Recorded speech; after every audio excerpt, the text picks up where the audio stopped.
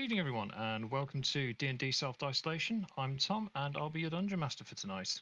Hi, I'm Rich, and I'll be playing Bagerac, the Half-Orc Barbarian. Hi, I'm Em, and I'm playing Faix, the Changeling Blood Hunter.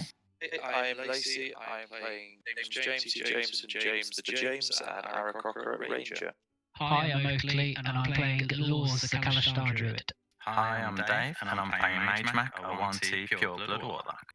Hi, I'm Bel, and I'm playing Natasha Bardingfield, the Swift Halfling Bard. Hi, I'm Shawbor, and I'm playing Lacey, the anti-Pure-Blood Warlock. Hi, I'm Jen, and I'm playing Shape/Strictavonus, the Dragonborn Artificer.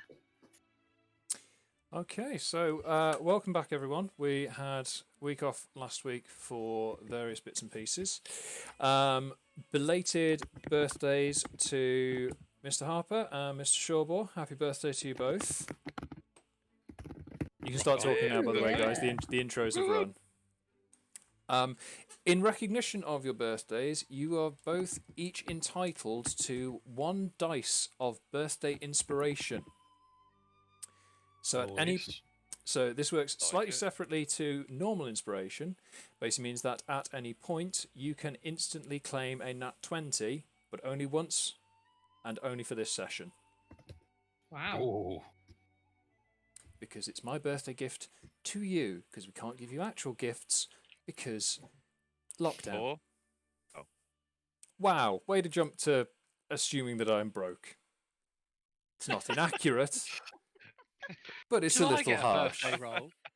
Yes, he just said. Both of Are you. you not listening? What? Oh, I said, are you not listening? Natasha's hit the ale hard already. oh god, we're off to a good start. Twitch chat saying there's a weird echo on the intros, and I know what's caused that, and I'll avoid it happening next time. But we will move on. We'll move on. Okay, so catch everyone up. Last time we you guys adventured off to James's homeland in the Starmount, where there appeared to be a bit of a civil war brewing between the Aarakocra clans. And through your intervention, Found out it was all bullshit. Found out that it was entirely bullshit, being orchestrated by a changeling in disguise. Changelings. I know, man. So this week we are picking up a couple of days after you guys have successfully reunited the Aarakocra clans. James's father has provided you guys with a wagon and a couple of horses. And a pocket full of worms. That's so racist.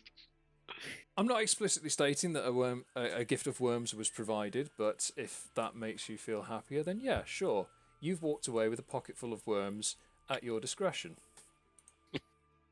So, yeah, so you've been given your wagon, your horses, and sent on your way. And this is probably sort of day 2 of your journeying. Going along a fairly well-travelled road through the high forests. The path itself is sort of fairly beaten down. The trees either side. For the past few miles, things have become suspiciously quiet. Birds have gone silent, even though there's dark shadows in the sky marking flocks of birds taking to the air and heading away from you. The more perceptive of you notice this at first, and slowly it comes to the attention of the rest of the party.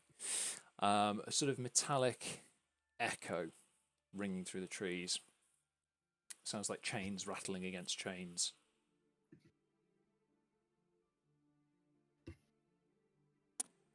Do I know what it is? Because we're in a forest and it sounds like chains. Make me a perception check. Wisdom perception check, please.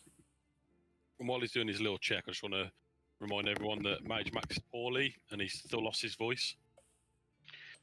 But we have like a twin telepather Telepathetic? Yes. Using the gift of your twin telepathathatha. Tonight, the role of Magemak will be played by Shawball. Yes, it will. Can we all take turns voicing his opinion? No, you cannot. But yeah, what's his voice? Christ. Remember? 7. Yeah, you can tell where this noise is coming from, and you can hear it sort of echoing from the path off to the left of you. As you're looking out in that direction, a figure leaps out onto the road in front of you, dressed in leather armour, wielding a crossbow in each hand, and the horses stop up short as he levels the weapons at you and says, "Stand and deliver! This Adamant. I am a dandy highwayman. Oh, no. And I require all your gold." It's a space dandy. If only we had some kind of gear, or I'll crush him. If only we had someone massive and scary. Look, mate, after the days we've just had, we are really not in the mood for your bullshit. So if you could just either leave us alone or die, that would be great. Ow. You don't have to wait too long for your request to be fulfilled, as with an almighty crashing sound, one of the trees from the line to the side of the road suddenly comes flying out and just mullers this guy. Completely just annihilates him to the floor, breaks the yoke on the wagon, and both horses bolt off down the road. Oh no. As this happens, the metallic sound grows louder and louder, and you can feel the ground starting to tremble beneath your feet. Demonstrated by Natasha. Can I loop the corpse? There's no corpse. It got mulder smear on the road. You could by all means. As you go through, I looped some of it up. Could Badger poke the mush? See what's in it. what you find on the ground is essentially like a really well-dressed puree of person. Both the crossbows they were holding out were completely crushed in the process. Yeah. Can I use my Mechabar's perception to go and see what the clinking is? You can do the right. The Mechabar itself isn't sort of a diagnostic, is it? It's just got like a naturally perceptive widgety to it. So I could command it to go in the direction that Jamesy, Jameson, whatever, hinted at. Go off to see what it was. Whatever, that's my fucking name. TLDR. While I inspect the red mush on the floor. Yeah. Just poking him with the stick. That's I am imagining so this right now. your Mechabear. Have we ever come up with a name for the Mechabear? The artist formerly known as Mechabar. Grills. I thought sexy Mechabear. We can come back to that. So the Mechabear goes off, just sort of snuffling around. Not really having a nose, you're not entirely sure what it's doing, but it seems to be like a sort of behavioural tick that kind of seems necessity. It's kind of come with the territory of it being a bear. The bear necessity, I love it. Well done. What were you saying, Tom? So, yeah, the bear's kind of gone snuffling off through the undergrowth.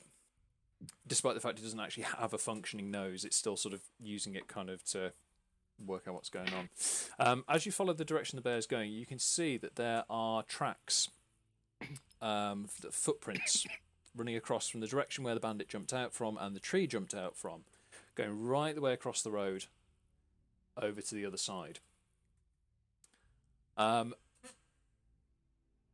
As you're looking at this and following the tracks, the Mechabear sort of comes back to you in a bit of a pace, and this metallic sound has now grown to an absolute chaotic mass of clashing, literally like someone has just thrown a bag of pans down a stairwell over and over again.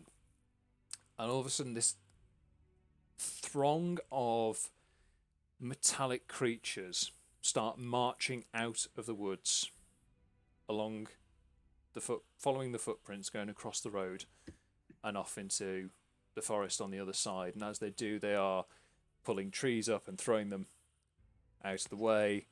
Rocks that are in their path are just getting crushed or thrown, and they are just making this absolutely unstoppable path straight across. Every one of them appears to be clockwork of some description. There's a lot of brass and small gears going on. Some of them have got wings. Some of them have just got a single central eye.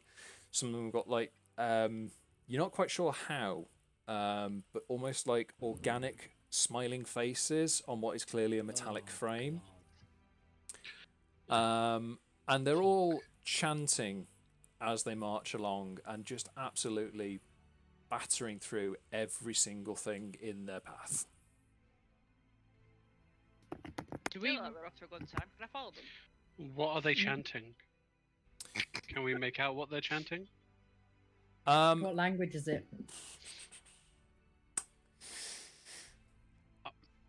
Don't even prepared for that question. Right. Shathas, can you make me an intelligence check, either as straight intelligence or with Arcana or Religion if you have proficiencies, please? It's a good job it's Shathas that's doing it and not Jen, otherwise Tom. we'd be in trouble. How many are there walking past? That's what we're going to ask. You've lost count. By this point, you would estimate Arcana. you would Right. estimate hundreds. 11. It's gone past my fingers. I've lost count. Yeah, it's gone beyond many, and you can't count it.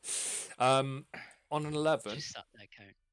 you remember sort of vague references to mechanical beings, not of this world, but you can't recall exactly the details from it. In your time studying within the Artificers Guild, you've got a vague sort of sense memory as like, this is familiar, but I can't pull specific details right now.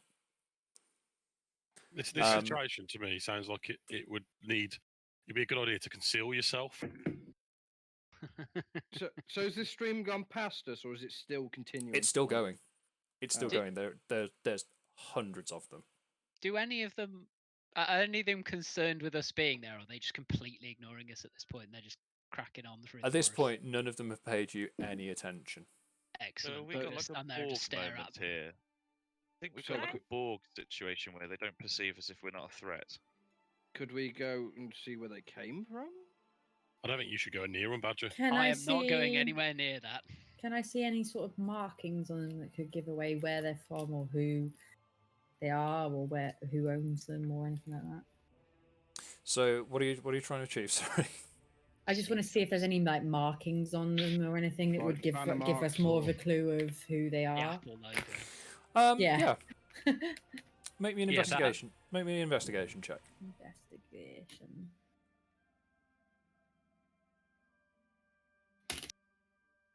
No. Oh no. Hang on. 11. Oh no. Oh no. I can't add. I got 11. 11. Yeah. Okay. As you step closer to try and identify any sort of markings on them, a group of them from the side all of a sudden stop and break formation. There's 6 sort of smaller, kind of orb-shaped creatures with wings, and 4 of the sort of more boxy ones with the organic faces. As they turn and look at you, on each of the smaller orb-like ones and the face of the box-like model, their eyes immediately turn red. Oh no. I'm going to need you to roll for initiative, please. Oh no. We're starting early this week, folks. Fuck yeah. I was just about to drag him back from that. 11. 2 seconds. My someone's at initiative the rolls door. suck. I got 11. 9 for me. Oh. 2 seconds. Oh yes, good.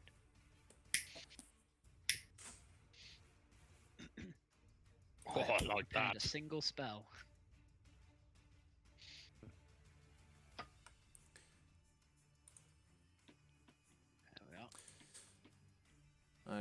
Okay, so let me just run through the list then. So, Bagerac, what did you get? He got 11. 11. Faye? I got 9. 9. James? Didn't work. Give me a second. With the Metal Gear sound in the background. Then. Roll for discovering stealth operative. Exclamation C initiative, mate. C, that's annoying. It's an initiative check. Oh, for fuck's sake. 8. Cool. Lours? 19. Ooh, Wow. tidy. Yeah, what did Magemak cool. guess? Big dog. Magemak got 5. Excellent. Natasha? 11. Relaxio? 16. And Shathos? You. 11. 11. Excellent. Wait a minute, 3 of us got 11. Yeah.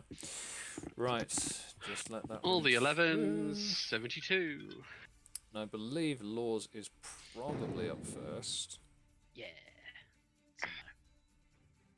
So what are we up against? 5, 6? 6. 6 big members of some golden army type thing that's happening? So, Is Hellboy what here? you're up against Hellboy! is Hellboy!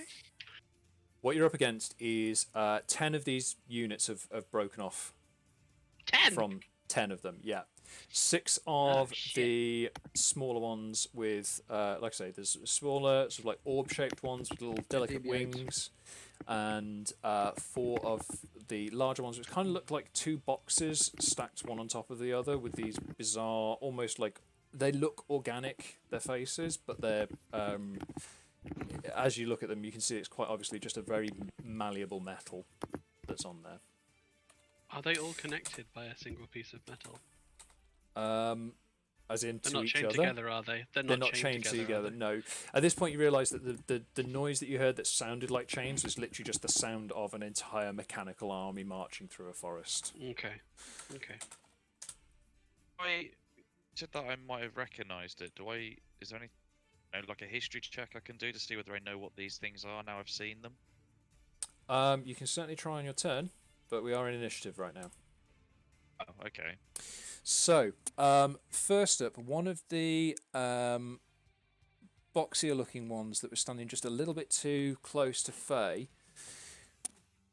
tries to swing a punch at you. So just get me monster manual up. And I've dropped the dice. I'm off to a really great start this evening. I'm a total Well done, Tom. professional. Well done. Proud of you.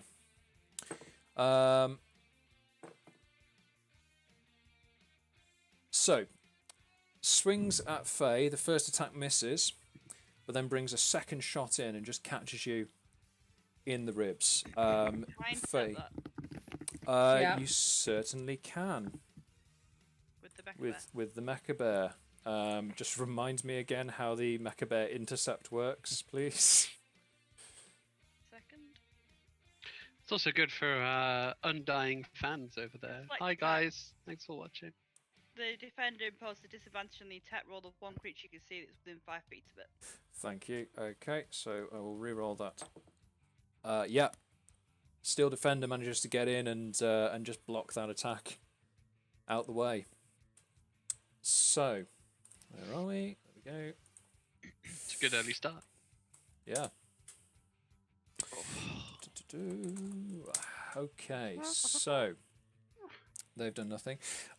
Next up, one of the smaller ones pulls out a tiny javelin and tries to throw it at the Steel Defender. And that's going to be... it's the armor class on Steel Defender, please. 15. Thank you. So that's a hit. Steel Defender takes 3 points of piercing damage. Oh no. So as it dives in to intercept the attack from the first boxy boy, this little, very sort of quite delicate-looking thing just goes shoom, and just manages to find its mark between a couple of the armor plates on the Steel Defender. So next up then, we've got. Let's have a look. Check the initiative order here. Lours and Relaxio, you're up next. Lours, you're up first. What do you want to do? Cool. How close are they to one another? And is anyone like one of them took a swing at Faye, didn't they? And then are they all sort of grouped together at the moment? They're all almost like in a regimented formation. So you've got the four sort of boxier ones towards the front, and then the smaller ones are just kind of fluttering on these tiny little delicate wings, just off the ground, but maybe sort of 2-3 foot up behind them, just so they can get like line of sight from their slightly taller buddies there. Okay. I will use Moonbeam straight down in the middle of them all, but not hitting Faye. It's a 5-foot radius column coming down. Okay, I'd say 40-foot high. Sorry, 40-foot high cylinder with the 5-foot radius. So however many I can, I'll try and get as many as I can. That would probably, I'd say that would probably get half of them. Okay. So two of the boxy ones and 3 of the little fluttery ones. Yeah. They need to make a con save of 14, or they take 2d10 radiant, or half as much unsuccessful. Damn, dude. Okay, so I'm just going to do this as a dice roll for the boxy ones and a dice roll for the diddy ones. What was it? Constitution save? Yeah. Okay. Yeah, they all fail. So how much damage are they taking? Hold on. It's rubbish. It's not so bad. They all take 4. Okay. And I have to concentrate, so I'm going to move away from them. That's fine. Whichever direction is away, but still within 120 feet. Because that's... I need to concentrate on it. That's a lot of feet. Yeah. He's brave Sir Robin. Yeah. 2 seconds, just update that. So the 3 little floaty boys, they have you've quite badly damaged their wings. They're not holding aloft as well as they were. They're kind of they're standing on quite spindly legs, and they're just kind of using the wings to keep them upright. The 2 boxier ones seem a little bit better off for it, but nonetheless they are fairly damaged. Cool. That is my turn. Cool.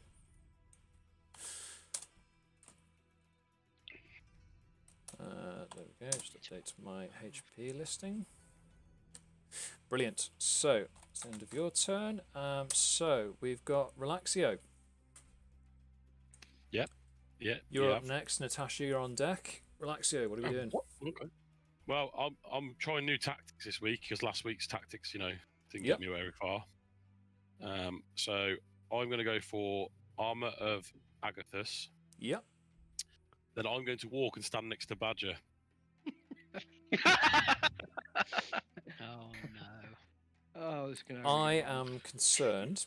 You said you wanted to do it. We're doing it, Badger. Okay. Oh no, I see where this is going. God.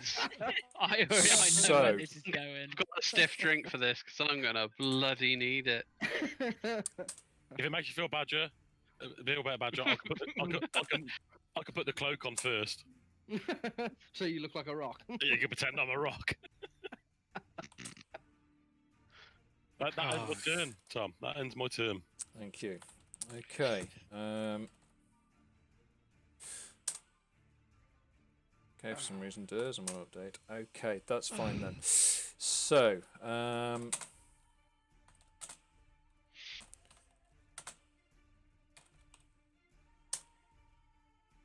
okay, brilliant. Yep, just put a note down. Cool. As you do this, one of the boxier ones takes your movement to be potentially a threatening action and decides to throw another one of these very fine javelins at you. What's your armor class now? 16.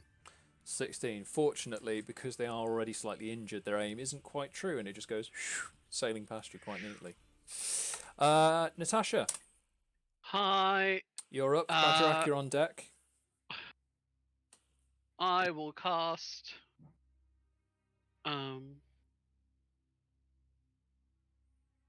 I will take a few steps back to the back of the group.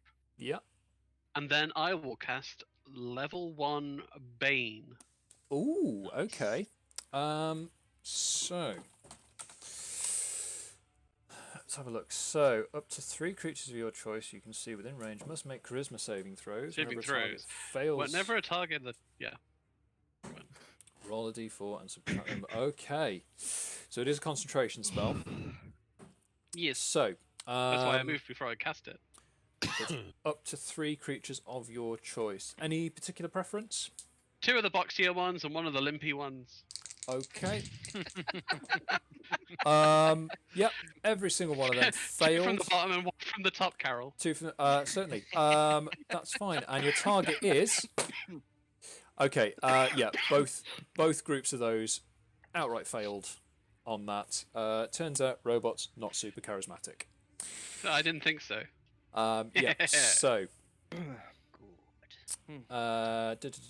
So you say two of the boxy ones, one of the floaty boys. Yep. So I'm Cool. like, That's fine. Let's have a look. Are you watching Jackie Chan Adventures? Because you sound like the grandfather. Nu må få fagin tau. Nu må få fagin tau.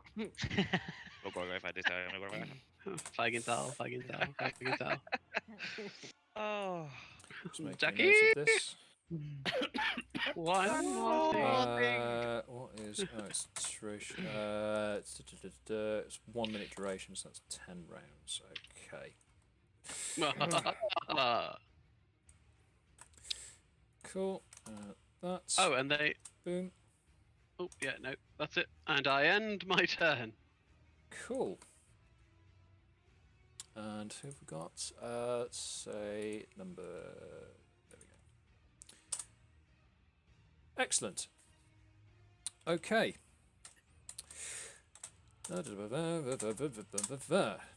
So, I forgot to ask how are we casting Bane? Is that a Death Loot or an Octopipes?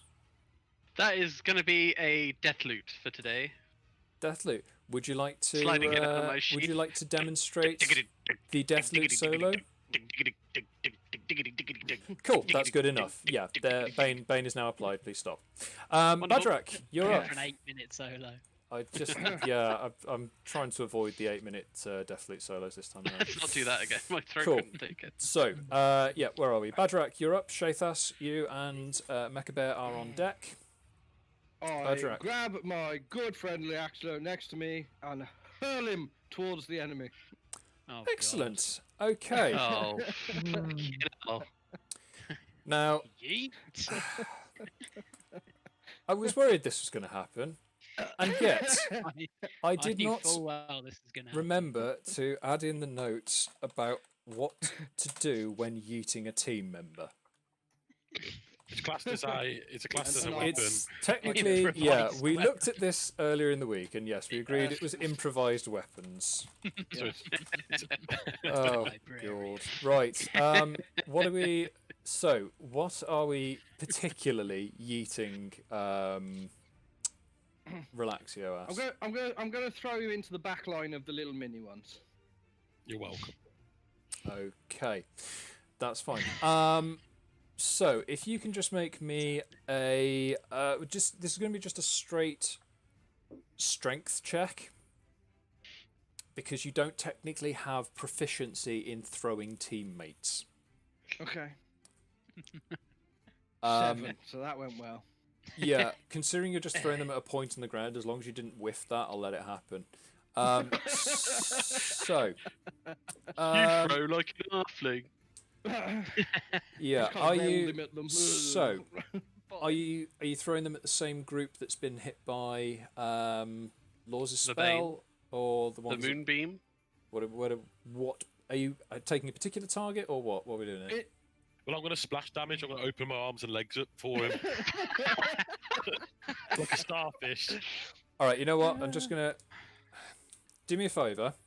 We'll say that you hit the Can we not ones that... use this as some sort of like a shuriken knife situation then? No, we're just Or a going to treat boomerang. this... We're I've gonna just treat... got this image of him spiraling into them all. It's a mess. Tell you what.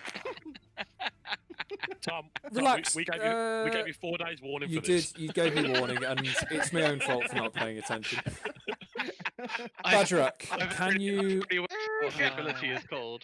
Guys, Oh god. Bagerac, Back in the room. can back in the room. you roll me, please, 5 d4s? Oh Christ. With 5 by the d4 way, rolls. The ability for this has to be called Ye Be Yeeted. Yeah. Do you want me to do them as 5 individual ones or? Yes, please. Right, so roll. Either that or the Warlock Splash. So the first one is a nat 1. Cool. This is going well. Can I add Bardic Inspiration to that? And another 1. Another 1. Another 2. And another 2. There we go. A 1, a 1, a 2, and a 2. He said Okay, 5. I need He's only one more. done 4. Sorry. And a 4. Yeah. That's the point where I tensed up. Yeah, that's the buttocks. That's the quarter of it. Just got slapped in the face with ass. Sorry, did you say a 1, a 1, a 2, a 2, and a 4? Yeah. Cool.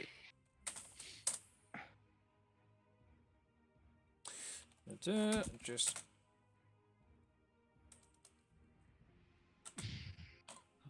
Warlock Smash!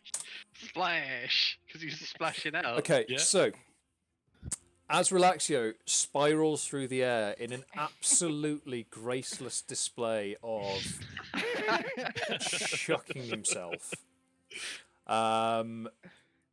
you first of all collide with 3 of the floaty boys.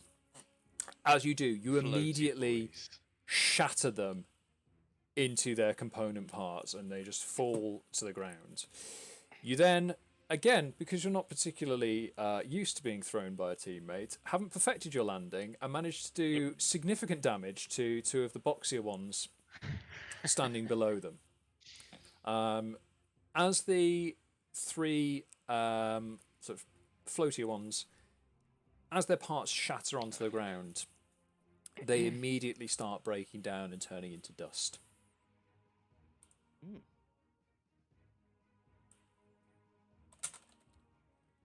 That ruins another looting attempt, doesn't it?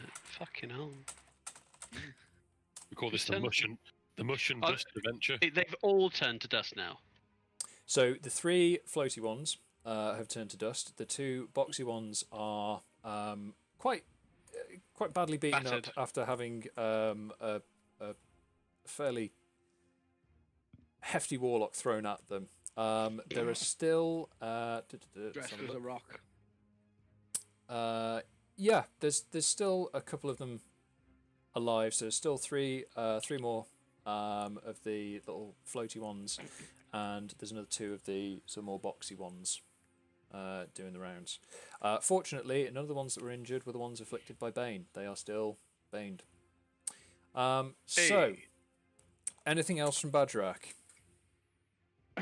I just have to, pull myself up from laughing too hard. That's fine. It actually worked. I don't think I can legitimately class that as an action. I believe that's just recovery. Okay, Yeah. that's fine then. So, one of the surviving flying ones decides to let loose another one of these thin javelins at Relaxio. Hence the armor. Again, sorry, what is your armor class, please? 16. 16. It hits. Ouch. You take 3 points of damage. What? 3 points. Sorry, 3 points of piercing damage, because that makes no difference. Doesn't your armor not do cold damage to it now, though? No, because he did a range attack. Ah. It's only melees.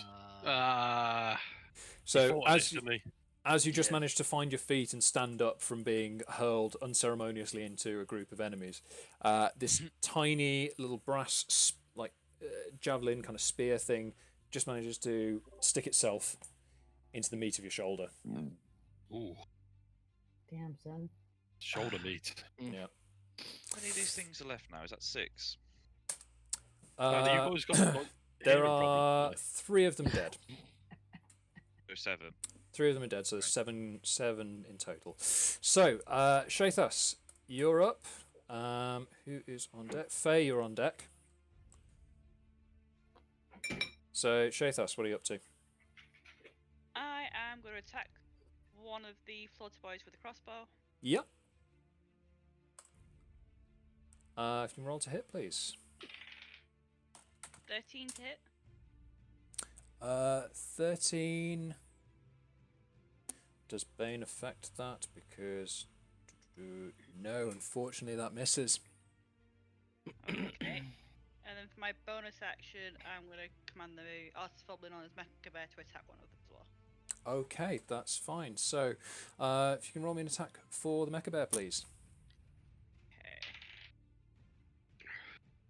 So as you've gone to loose your crossbow, you just kind of had a bit of a moment of like, these are really cool. I should probably study one, and just get a little bit too distracted and the shot goes wide. It's 12 to hit. 12. Yeah. Again, misses. The Mecha Bear sort of bites down on one of the boxy boys, but it just doesn't quite manage to get a decent enough grip.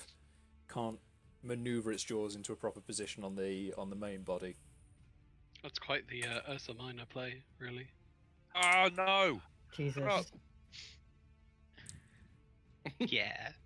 I'm not. I'm. Thank you very much. 1d4 psychic damage. I'm just gonna say it's gonna get to the point where I'm starting to dole out bad joke damage. Okay. So. I'll let you know when I tell a bad joke. So that is dead.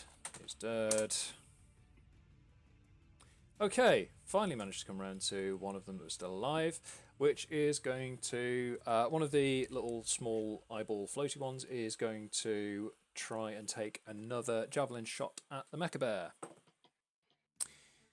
Unfortunately, it pings harmlessly off the Mecha Bear's well-constructed hide. So, Faye, you're up. James, you're on deck. I'm going to evoke Crimson Right. Cool. And I'm going to add 4 extra damage on top of one of my what are they? Sickles. Yep. And I'm going to take 3 damage to do that.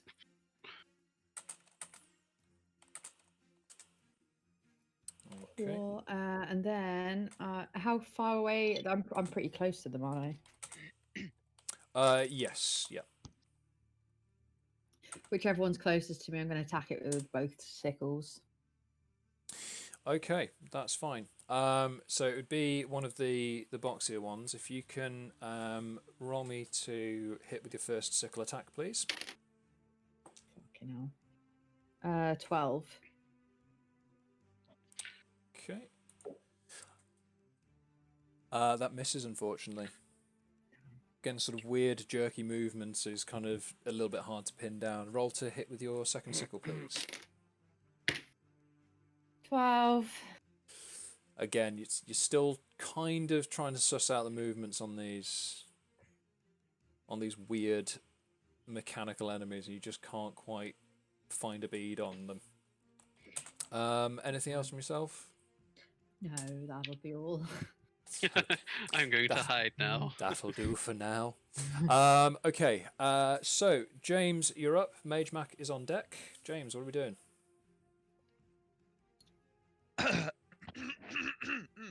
clearing her throat. Excuse me. And then we are going to let Badger clear his throat, and then James is going to. I presume at the moment, after everything I've heard, that Gaithas is in the midst of a bunch of them, basically by himself. Relaxio is in the midst of them by himself. Sorry, Shathas has taken a more Assume diagnostic my position. gender. No, he just assumed. He just It's assumed your more that I combat thought you were a position. It's completely slightly different different. person. What I did was assume you were an entirely different person there. It's hard to get that snake people and the dragon people mixed together. I've had We're both Brain is- scaly. brain's not this. I'm gonna basically like wing jump to I can land sort of not too far away from Relaxio, and I'll attack one of the. Okay, yeah. So next to Relaxio, you've got two of the more box-shaped ones still standing. They've been damaged. They have been damaged. Yes, yeah. Sweet. Turns out I'm gonna, falling I'll Warlock does something to mess them up. I'll attack one of them with short sword and 20 to hit, 6 damage. Cool. Okay, so the first one, you bring a short sword down, and it just shatters it into it just passes straight through like the midsection of these sort of two boxes stacked up, separates it. As it falls to the ground again, it starts to shatter apart into its component pieces and start turning to dust. And I will use my second attack on the other one, which is 26 to hit, and somehow I critted, so it's done 13 damage. Jesus Christ.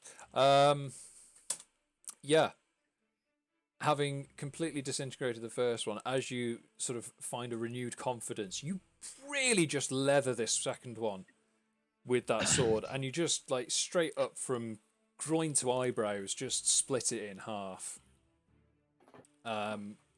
You're a little bit scared by your own power at this stage. I see everything. But again, it just shatters apart, and as the bits hit the ground, they start turning into this fine sort of golden dust. Golden? Yes. Well, it's kind of like the brass sort of metal of them. It looks golden because the sunlight hits in it, makes it pretty. I was more thinking that Natasha will probably try and steal it. It's entirely possible. Anything else from yourself? James, anything else from yourself? I'm gonna edge slightly back. I don't think I can ready an action, so I'm just gonna go and try and hide behind Relaxio. Okay. You don't have any actions available to hide, but I'll say that you're standing behind him, so that would count as standing behind him. It's more that I'm trying to go. In my head, anyway, they are sort of arrayed in a semicircle in front of us, and I'm trying to sort of stand shoulder to shoulder / back to back, so that can't Fair get enough. behind him. Fair enough. Thank That's you. fine. Cool. Don't damage my warlock weapon. So, next up, we've got Magemak. Yep. What's Magemak up to? Well, because he's lost his voice, he's I think he's just going to stick to an Eldritch Blast day to day. Eldritch Blast. He's going to point at one of the metal testicles. If in doubt, Eldritch Blast. Go for it. Yeah. Exactly.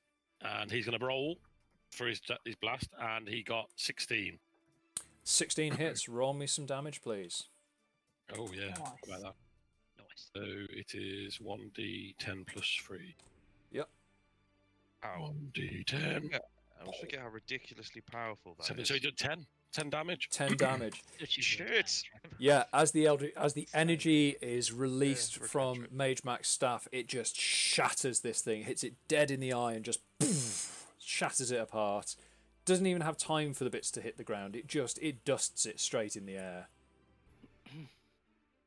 Anything else from Magemak? No, I think he's good. It's fine. Okay. Yeah, one of the floaty boys next to him saw that and was kind of concerned, so decides to sling a javelin at Magemak. That hits.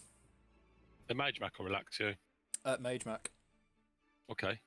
Magemak takes 6 points of piercing damage. Oh, Which is a shit. crit. Can you take a record of that? Because it won't let me update your sheet. I will update it on my listing for you. Don't worry. Kitty cam going on here. Cool. Okay. Next up is one of the boxier ones who is dead, and followed by one of the ones who is not dead but is still afflicted by Bane. They are going to try punching on Faye again. Woohoo! Faye, when it what's starts your its turn there, it takes moonbeam damage if it's still in it, by the way. Okay, how completely forgot how that. much moonbeam damage? 6. Disintegrated. Okay, yeah. So the feeling moonbeam, I'm getting. the moonbeam energy, just as it's starting to try and move, it's still. You can see that like parts of its body are starting to corrode quite heavily. Faye, sorry, what was your armor class? 13. 13. Yeah. Due to its current affliction, even though it swings at you twice with its fists, both of them miss. Woo! Clearly struggling to deal with the damage that it's taken. The one next to it tries the same thing. So can I have some more moonbeam damage, please, Lours? Give me some of that moonbeam. Little 6 again. Oakley. What was that, sorry? 6 again. Okay. It still needs to make con saves, by the way, if it wants to. Okay. Sorry, I completely whiffed the whole fucking half. We'll pick it up next time. For now, we'll just say they failed. Okay. Yeah, sorry, Again, try swinging at Faye. God damn it. No, it is struggling. Whatever Natasha has done to it has really messed it up. That coupled with the moonbeam damage, it is struggling It's not my paper armor. to even go. Freaked out by the fact that she's pointing and grumbling at the. Right. Good job with the moonbeams, my little Oakley. I completely forgot it for like the whole turn as well. So I was meant to do that on every one of their turns. Top of the round. I'm going to need. Faye, can you please make? Why are you hating on me? No, actually, sorry, my mistake. Not Faye. Ooh. Natasha. Is Natasha Hi. back? Hi. How's it going? It's great. How are you? Good. Make a dexterity saving throw, please. Oh, for fuck's sake. God, that was not not like me. you've got advantage on it or anything, is it? Is that I've got disadvantage on it at the moment, so that is would have that been good. exclamation mark save dexterity? It is, yes. Sound. Alright, 7. Okay. No. Ow. As you're standing there, there is another massive grinding noise, and another tree gets uprooted from the march that's carrying on behind you guys. You take 2 points of bludgeoning damage. Okay. Do you have to roll for concentration? He will do, yes, in order to maintain Bane. She will, in order thanks. to have to maintain Bane, sorry. Check concentration. That's right, right? That's right? a save. Oh, save concentration. I don't know if that makes any difference. I don't know if you have that as a save. He's got everything, I think. Oh yeah, he's 6. got a bit of everything. I feel like everyone has everything other than me. 6. Not me. I thought he had more than that. Maybe Constitution's one that he doesn't have because he's only got. Is it +2. constitution or concentration? Constitution It's saving only throw to Constitution to save. maintain concentration. Oh, okay. It's either way. It's the same. Never mind. What did you get, sorry? I got a 6. Okay. So, you've managed to... You take the damage, but in having a tree thrown at you, it does throw you a little bit, and you lose the concentration focus on Bane. What you do notice, however, is that the tree has kind of, in tracking towards you, has mullered the two remaining flying robots out of the sky and just shattered them into pieces. Wonderful. We take those. Right. I have completely lost track of what's going on. Fortunately, I've got a bot to take care of it. Lours, you're up. Relaxio, you're on deck. Lours, what are we doing? What's still alive? So, still alive, we have one of the boxier units. Just going through the list. Yeah, basically, two of the more boxy robots are still active. Can I move the beam to somewhere that it will hit both of them, but not hit Relaxio and or whoever else is in there? You certainly can, yes. Do they need to take... Then I will... con saves again. Con saves. DC both. 14, and then damage if they fail. Nope, they both take fucked half. up. Please give me some damage. Lay it on him. Lay it on him, my little Oakley. Oh, you moonlighting bastard. 12. That wasn't bad. Got 2 and a 10.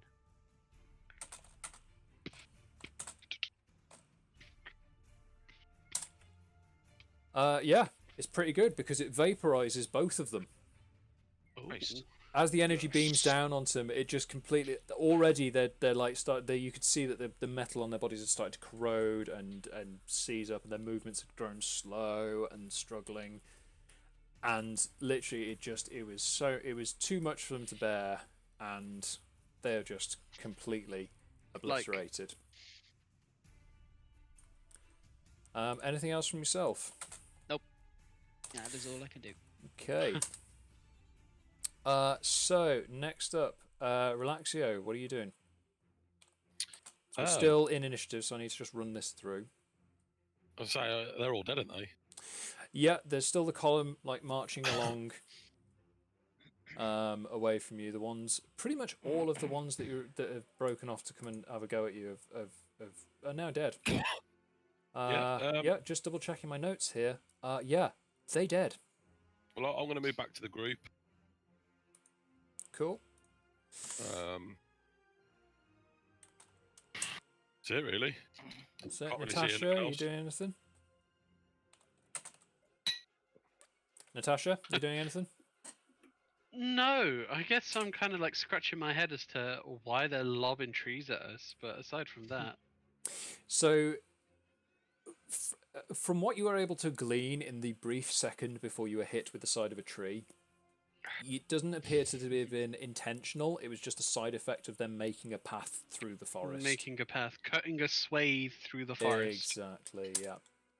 Okay. Can I shout after them? Yeah, you certainly can. Oi! Bricks! That's the best. What are you throwing trees for? That's not helpful. No. As you make this noise, Well, another 10 break off from the march. Now. Yeah. God damn it. I'd like to like slap Natasha Bedingfield in the face. Don't do that. I've got Bane. Who's Natasha Bedingfield? Yeah, who is Natasha Bedingfield in this world? The whole version of you. Right. Okay. Just add those in. There we go. Okay.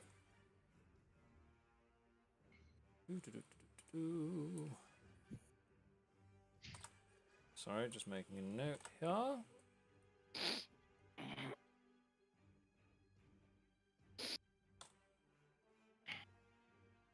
Trying to work out what Badger's eating. Stop it. Ice cream. No, Is it ice cream? it was lemon cheesecake. Ah, you bastard. I just had cake. Oh, why does everyone have cake? I need to go and make I thought that was a lie. I got birthday cake. But So, Bagerac, you're up. What are you doing? Nice. I am Natasha going has to just grab shouted at this my group. good friend Relaxio, who's just walked back into the group. For the love of God. Lift him up and hurl him back at the enemy. Warlock splash! How much damage is this doing? Didn't even notice last time. I Oh, don't you're know if this back. is being picked up on stream, but my wife is hysterically laughing as loud as she can downstairs. Okay, Badger, if you could please make me another straight strength check, and let's just say don't whiff it. 13. 13. Yeah. Cool. Let's go. Let's go, team. You know what? I'm just Start going doing to some save cheerleading on the side. save time here. In an impressive arc shot, you managed to like combo hit all of the flying ones. Yeah. So you've just wiped out another 6 of these, just shattering them into dust as the body of a warlock passes through and lands. Relaxio, could you just make me just an acrobatics check, please? I just want to see how you land. I would absolutely love to. I'm kind of curious as to what his acrobatics check is. You said athletics. Yeah. 3. Acrobatics. I want this to be in that one. Oh god. It's just going to land prone on his face. Starfished out. Belly flop! Yeah, just belly flops to the ground. Oh. 3. Yeah, it literally is belly flop. Yeah, no, it's sort of buoyed up by the success of just managing to pull off the combo shot there. You've just whiffed it on the landing. Just landed straight on your gut. And you just managed to pull yourself back to your feet, kind of dusting yourself down. There's a bit of mud going on there that started to freeze up on where the armor of Agathis has started to remove the heat from the the dirt that you've now collected. Okay, Shathas, you're up. I am going to attack one of the boxy boys with my crossbow. Cool. If you can roll me to hit, please. I'll say with advantage because they've just turned in like almost stunned admiration at the warlock flying through the air. Who needs a great axe when you can just throw a warlock? I mean, 14 to hit. We came up with this tactic. 40. Was that with advantage? Yes. Let's milk it this week. With advantage is basically 2 rolls plus the hit. Yeah. So yeah, you roll a d20 twice, pick the highest one, and then add your modifier. Yeah. So 14 to hit. Okay. the Barbarian Again, version of unfortunately, it goes wide again. As per. And I'm So going to attack in with the the, same, you're also as impressed with the you're also as impressed with Relaxio's graceful arc through the sky, but terrible landing. And did you say that Mecha Bear was going to go in and get some licks? Yeah. Cool. Was that with advantage? I'd say again with advantage because these guys are just like they've turned in complete confusion as to what's just happened. I mean, we could throw Mecha Bear at them if you'd prefer. Do it. 18 to hit. 18 hits. Roll me some damage, please. So whilst it's looking the other way, Mecha Bear manages to get a decent grip. 5 damage. 5 damage, thank you. Force damage. Okay, thank you. Where are we? See, and you guys thought it was wrong to yell at them. We're fucking killing them. Yeah. Of them now. So as the Mecha Bear Keep throwing warlocks at him, we'll get him eventually.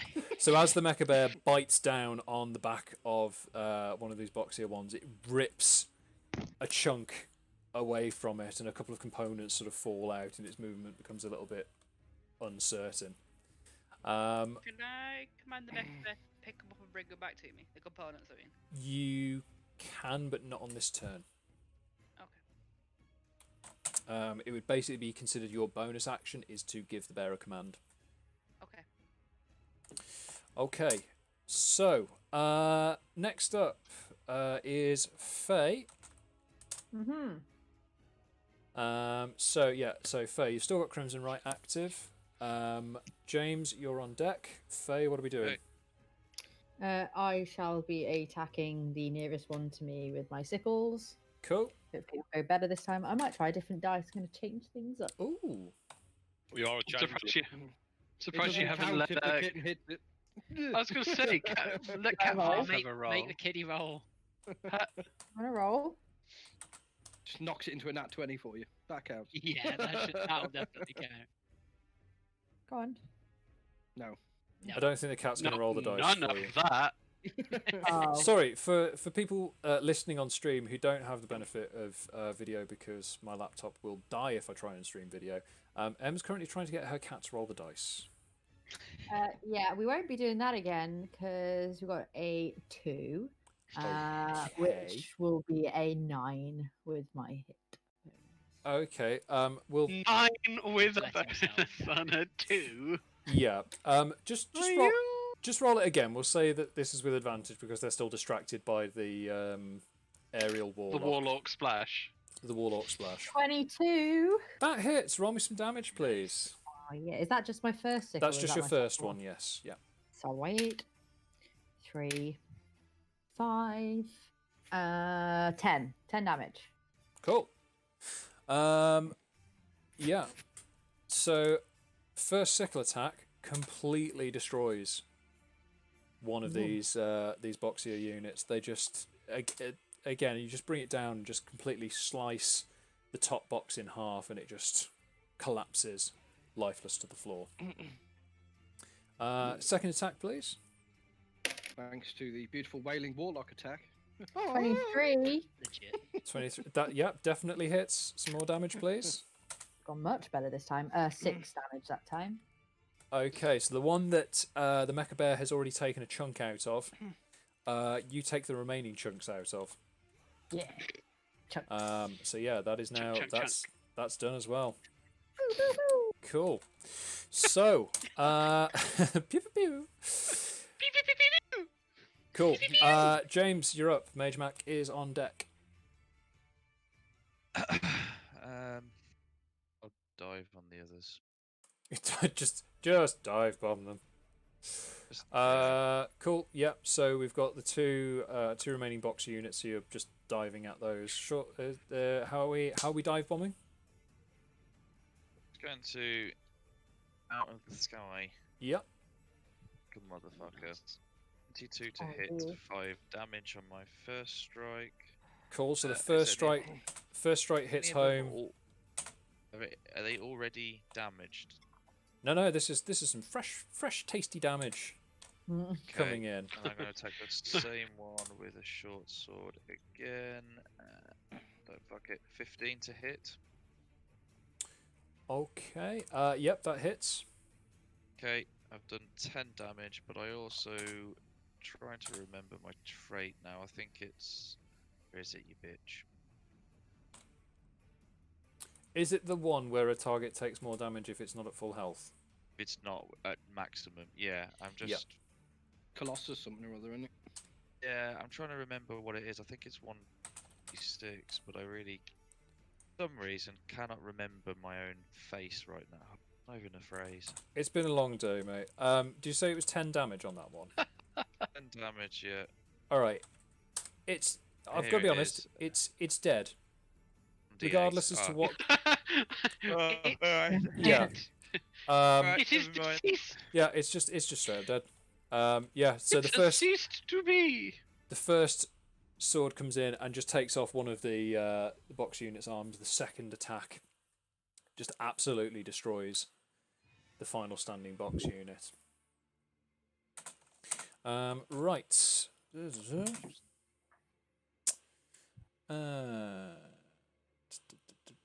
Where are we?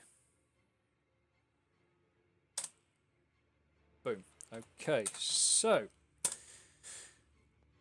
Magemak is up. Who is on deck? Yeah, Magemak's up. Lours, you're on deck. So, what's Magemak up to? Is there any of the floaty metal testicles still around? The only unit that seems to be actively engaged with you is an injured one of the box units. Wow, Magemak does love smashing boxes. Wow. Do I even need to tell you what he's doing? We all know he's going to do an Eldritch Blast, because that's what he does. Go for it. And he did 21. That hits. Oh, yeah, he did. That's my boy. Okay. That's my boy, Magemak. Give me some damage, please. He always does so much better when he's lost his voice. I know, tell me about it. He really does. So can focus. Oh, Until now. In that one, that bad boy, he did 4. 4 damage. So even though it doesn't fully hit home, it's still enough to just overload this creature's body and just tear it apart. As the energy leaps from Magemak's cobra-headed staff, it just blasts this thing open. Anything else from Magemak? Nope. I think the only thing I'd probably say he'd do, he's going to move slightly away from Bagerac, just for fear of being thrown, I think. Cool. Well, I can't have a warlock weapon. It'll be time for round 3 in a second, won't it? I feel like this is just going to be us for the entire. Yeah, this is Gotta the be honest, campaign they're dead. They're dead. They're dead. Only 923 to go. They're dead. Do you reckon I can try and hurl a tree down the line of them? They're dead. There's only one way to find out. They're dead. So I'm just having to like update my notes as I'm going through because you guys have so far managed to make your way through 22 separate combatants. Nice. Hey, fuck them. Told Warlock you. smash. They're Warlock dead. splash. That sounds like a sex position. Right, Splash. there we are. It Top would of the round. make it into- Finally. Jesus Christ. Okay, so Lours, you are Don't mean to up. point fingers, but you've first- done nothing, Natasha. Hey man, head injury. Okay, so Faye, can you make me a dexterity saving throw, please? Another tree has been launched from the march. I've got disadvantage on these at the moment. Or is it saving throws or is it Dexterity saving checks? throw. Hang on, let me just check my potency. So it had to be saving throws, didn't it? Of course. Okay, yeah. Coming right up. Thank you. Go on, kitty, eat the dice. That would be an 8. Kitty looks so confused. You take a tree to the face. You take 5 points of bludgeoning damage from that. Ooh. Maybe we don't try and fight all of them. Yeah, maybe. I'm just putting that out there. I think we should yeet trees back at them. Oh my god. Okay. Okay, so Lours, you notice that another wave have suddenly gone red-eyed and started to move out from the main march. Ah, fuck. As they approach you, all of them stop moving. Every single one of them. The ones that are coming towards you, the ones that are marching, they just stop and freeze in place. And immediately, all of them turn, full 180, and start marching back the way they've came. Bye. Again, they start marching. There's the clanking of the metal chains. There is the weird mechanical chanting going on. Ooh. And they're just- Yo. You get sued by Simpsons. Wizard of That was Oz. from Ralph, wasn't it? I thought. Wizard from, of Oz. Oh, I was going to say Muppets Treasure Island. There's so many Genuinely- places this is stolen. Genuinely thought that was from Wreck-It Ralph. We are Oreo. we're out of initiative now. Just gonna say bye, Felicia. Did you say there was gold on the floor? Because I'm gonna loot that shit. See, I told you. There was dust on the floor that looked golden. Can I pick up all the Yeah. blocks that dropped? That. Okay, so Because I'm pretty sure you said 2 of the flying bits drop pieces. Can I walk over to yep. Bagerac and point at the bronze javelin in my shoulder and ask if he can remove it? Okay, the loot. Yep. Bagerac, can you just make me a Medicine check. yes. You take his arm off. Let me just get my morning star tweezers. 6. 6.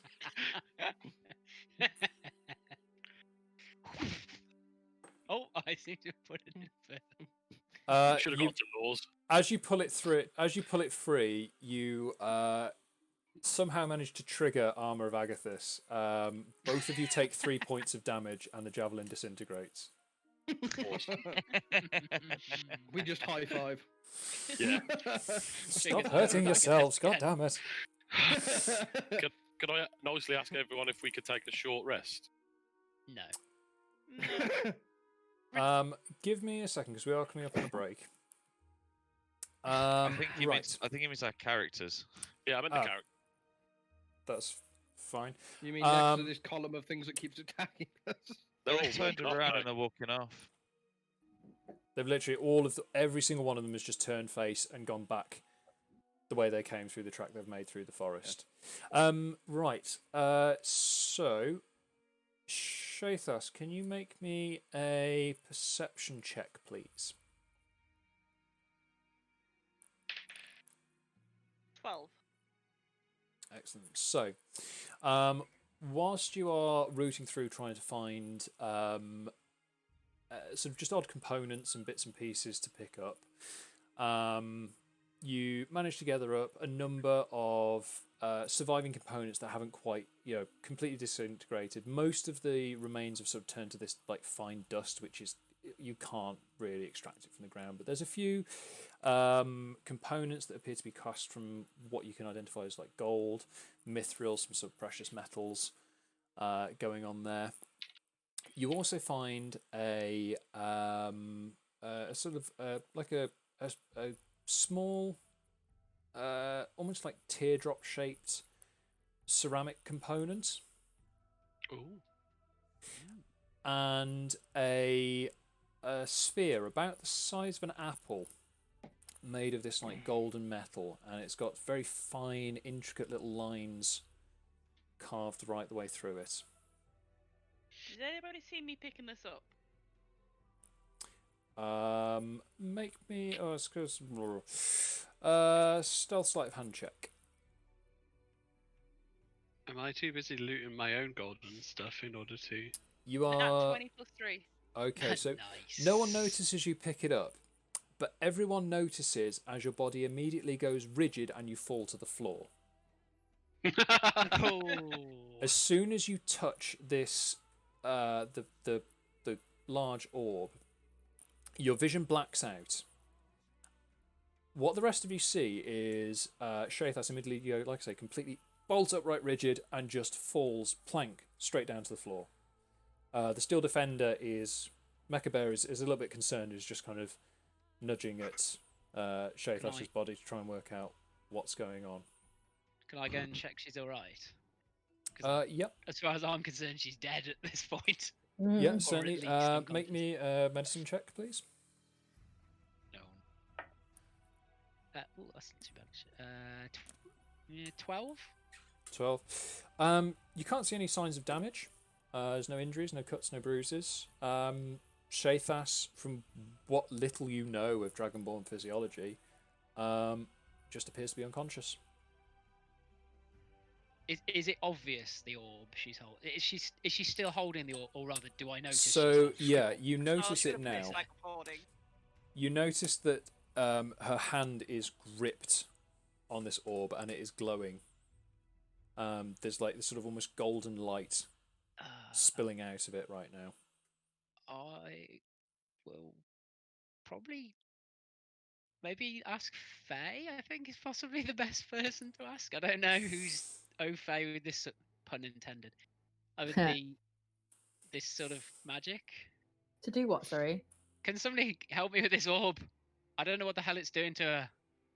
And she's like gripping it, and like electric shock sort of thing. It's just locked in her hand, right? Yes, yeah. Her hand is completely gripped shut. I could cut off her hand. It's not particularly my kind speciality. Possibly one of the warlocks. I'll gesture over to whoever is nearest Like of the warlocks. Relaxio. Can I? What Relaxio's done in the time being is he's got onto Badger's back and he's pulled his cloak round to make himself look like a backpack. Oh, God. Okay, I can't see Relaxio anywhere. Magemak. Yeah, Magemak can go over and have a look. He's more au fait with the magics. Okay. So yeah, we'll get Magemak to go and have a look. He's mute at the moment, isn't he? Cool. Yeah. He is, but So he if you can can make tell me us an sweet. if you can make me an intelligence arcana check for Magemak, please. Oh god, he's got no on that. Although the fact he can telepathically talk to you is no use to us because we don't know where you are. Well, I'm just a talking backpack at this point. Bloody hell, his stats Where are the all. hell did Relaxio go? So I need to do. I roll 1d20. Boom. So he got a 18. Nice. Nice. Okay. Told you it could be magic.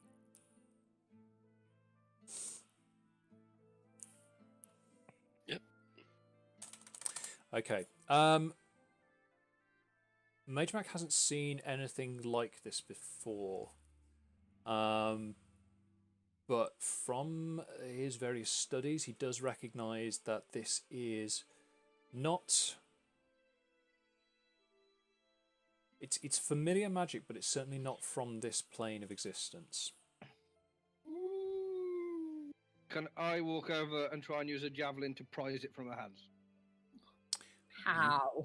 Can certainly try. Just like put it under the orb and try and flick it out, like pull it out.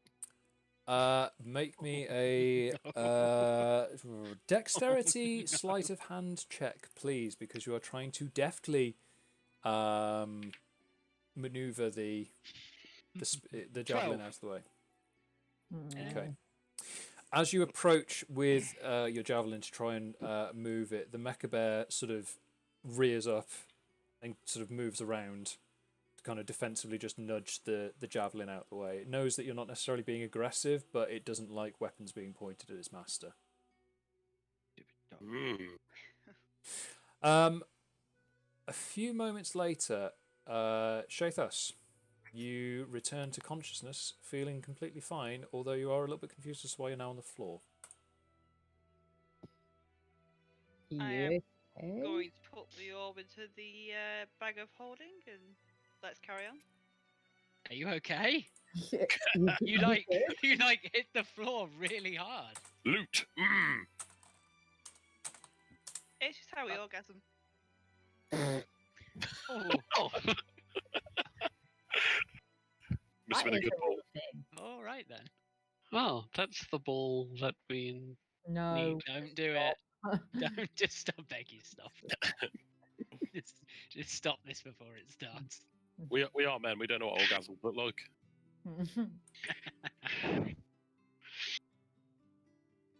Okay, well then that was fun. Off we go. Where are we going though? Because the army went away. Well, I think we're we're just going follow. opposite direction. Should we go get our horses? What horses? We have horses? No, the horses have bolted. Oh, the horse. Oh, they're long gone. I try and whistle to get them to come back. I shout, "Oi, bricks!"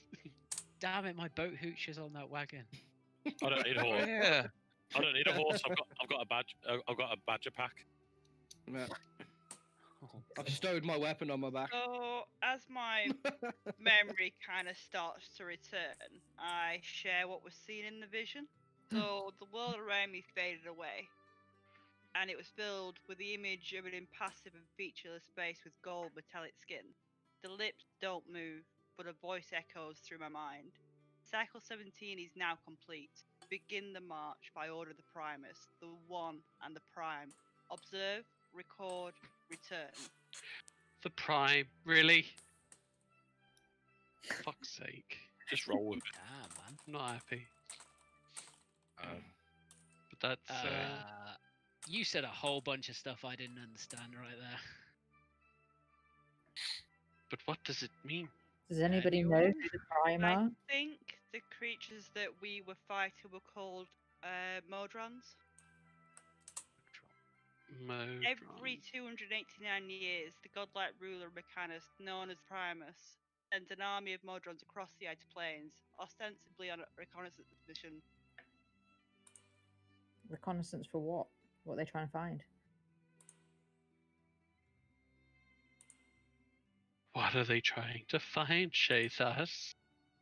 The G-spot.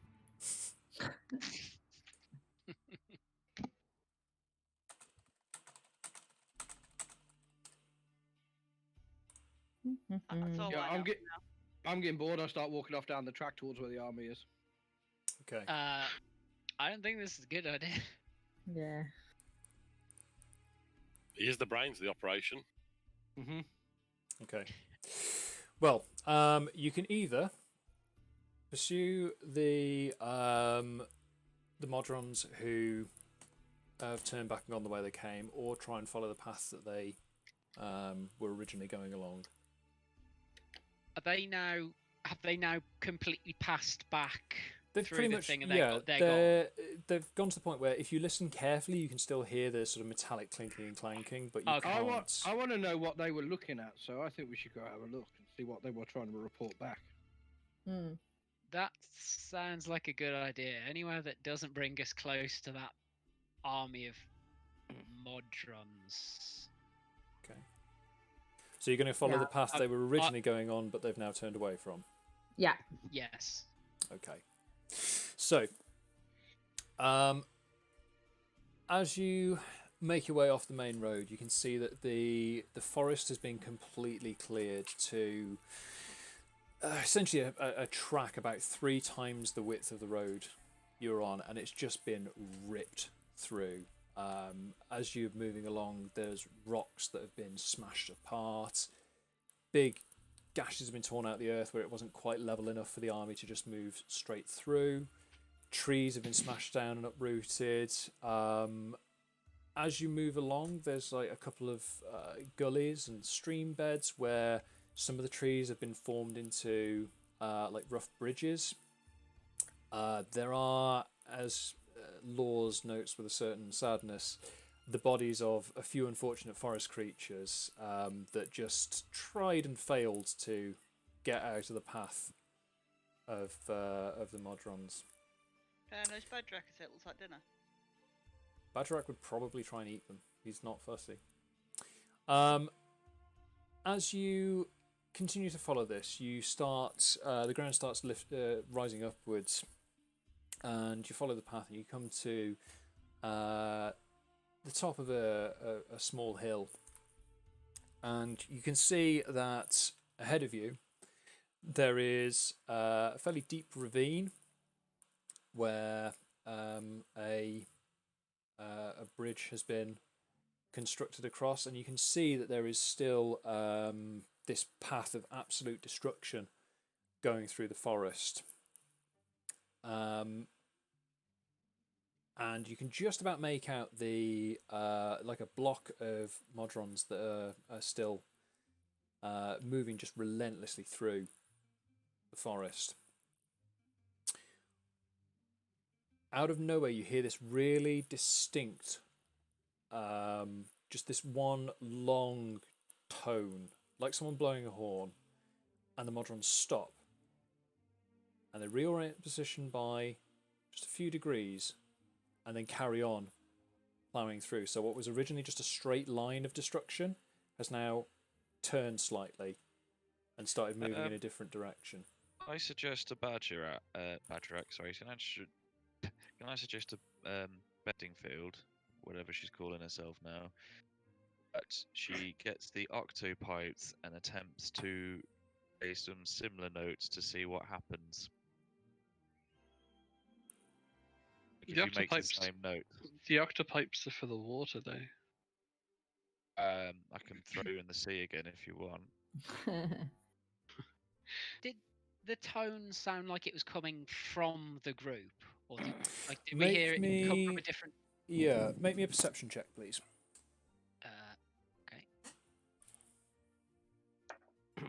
Oh God, 8.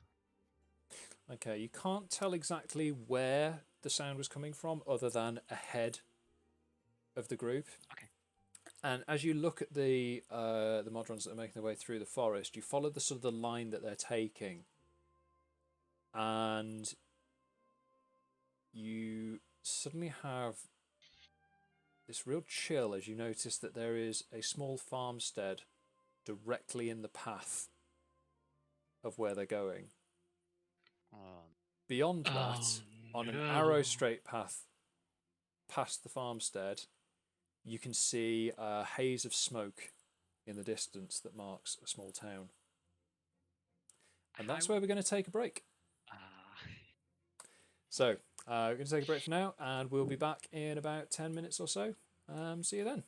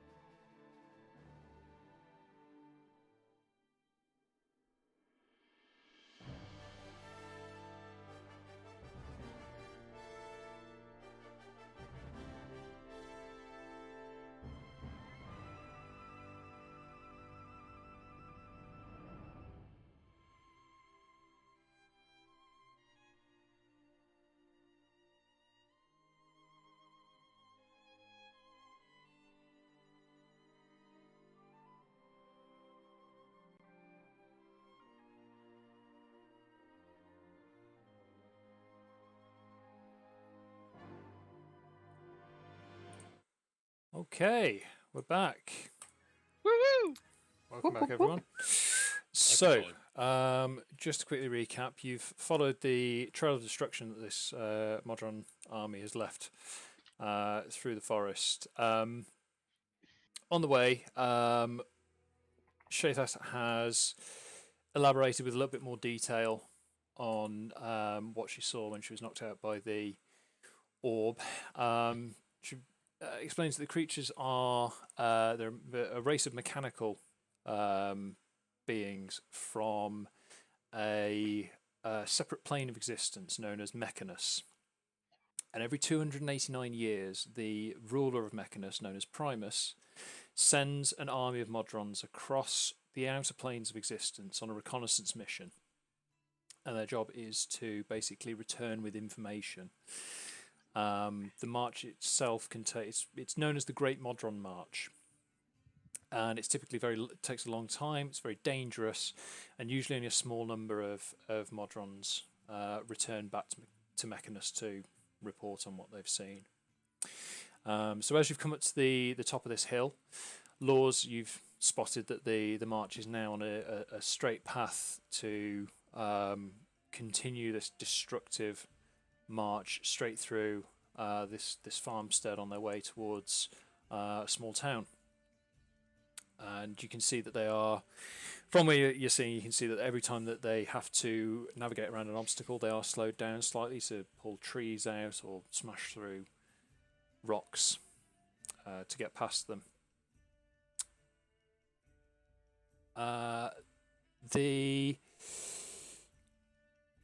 As you're following them, you can see there's thousands of rows of footprints, all sort of mixing in and indistinguishable from one another through the forest.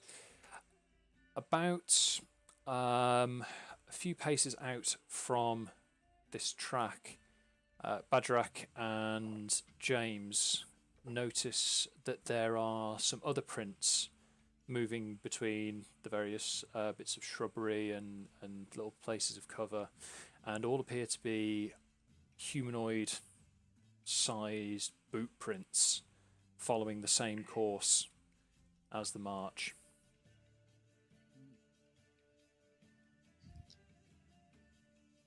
Boys.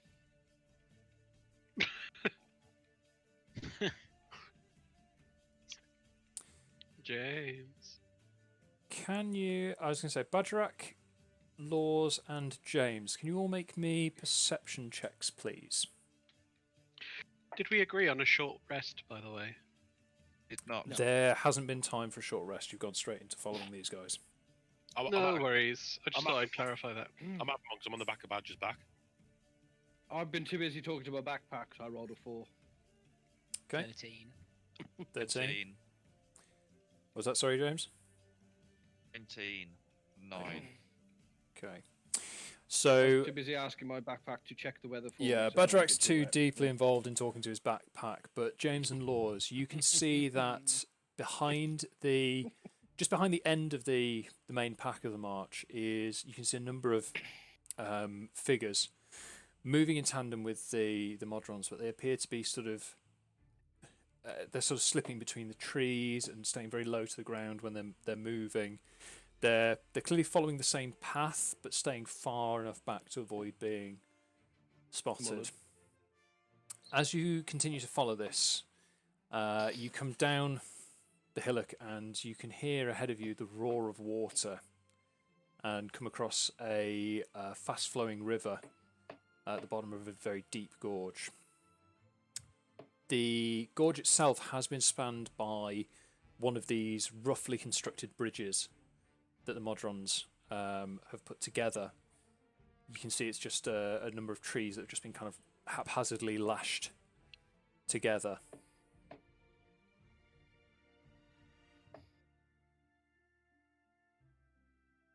What would you like to do? Does it look sturdy enough for us to cross after them? Make me an investigation check, please. Oh no. Top quality craftsmanship is what it is. 10. Okay.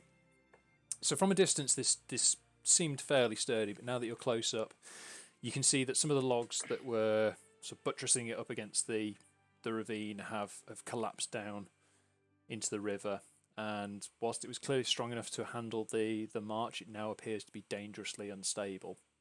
But it represents... Would it be able to bear the weight of a halfling to quickly pop across and check it out? You can certainly I can try. fly. Can fly you across. What is your lift? What's your capacity to lift people? People probably not great, but I can do Natasha because I dropped him in the sea. Natasha, certainly, yes. You'll be able to lift her across. Yes, I know. As for the I'm others... maybe a halfling, but that doesn't make me half a person. You have put on a few pounds, though, to be fair. Natasha's been Fuck! all that hoop. It's been real isolated, okay? Fuck off.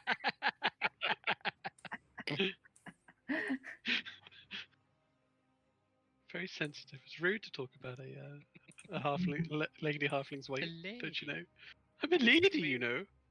I was thinking what might be able to do. Tie like a rope around the bigger people, like fat ass Bagerac. Who you call it fat?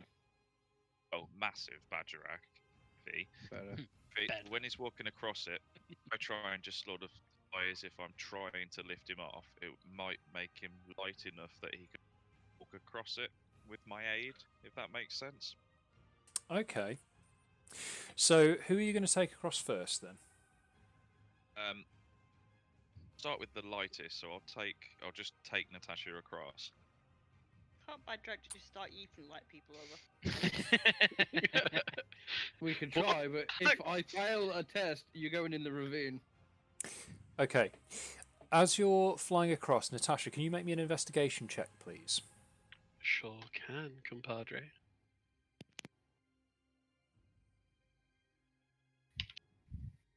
I wish I could. 22. 22. As you're flying across, you are able to identify where the weaker spots are on the bridge. So for everyone who follows across, you'll be able to shout out, where to step and where not to step on there. Cool. So who's going across flying next? back and... So do you want me to try walking across, basically, is what we're saying? Okay, so James... Looks sound enough to me. I will. James is going to touch... He's gone.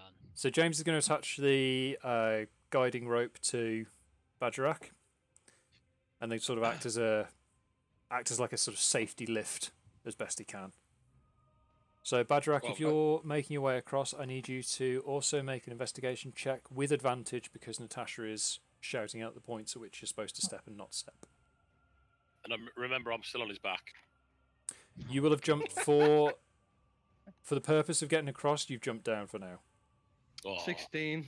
GM overall. 16. Okay. So Bagerac, you managed to make your way across safely. Who's next? My backpack. Well, He wants his backpack. Well, we might as well make Magemak next. Okay. So again, He didn't object. James is flying back with the safety rope. Can you get Magemak to make an intelligence check, investigation check, please? Yep. Again with advantage. Okay.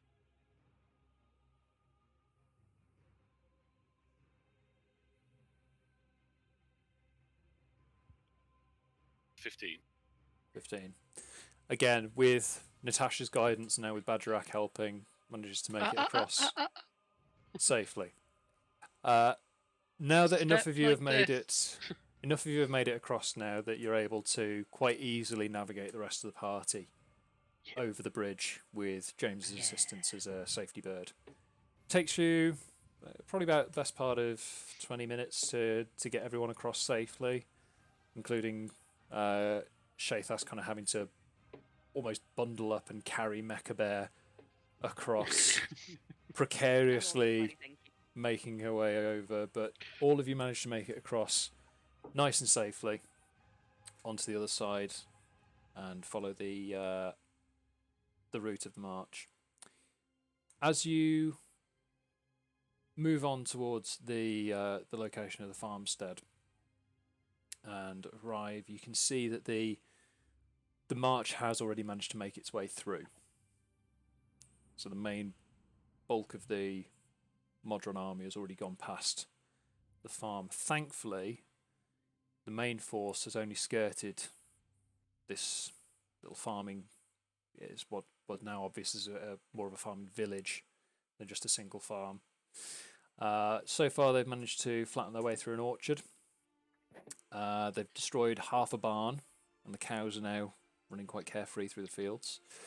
There's a few Modron stragglers in the rear that are running sort of erratically off course and just smashing into farmhouses and outbuildings. There's a number of farm folk racing around, just trying to kind of ineffectually drive them away. Can we go and attack them? You certainly can, yes. So as you get closer, there's a few of them mulling around. First of all, you've got a larger unit, different to what you'd seen before. It's basically a large cube-shaped creature with slightly more impressive wings than you'd seen on the smaller units. And it's carrying a very delicately made short bow. Also wandering around are a few units that look like almost upside down pyramids with 4 mechanical legs coming off the bottom. They've got 3 arms coming off the top, and on each face of the pyramid is another one of these pseudo-organic mechanical faces, and each arm is carrying a javelin. Oh, of course they are.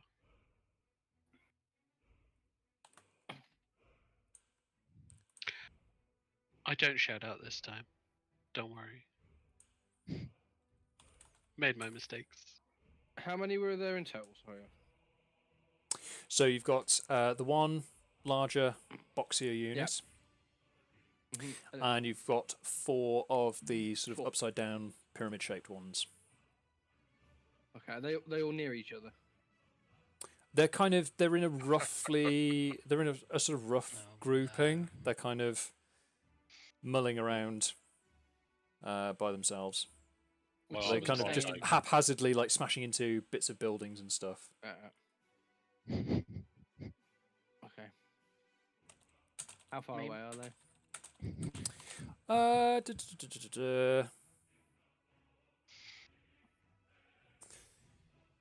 I'd say from where you are, they're probably about 30 feet away.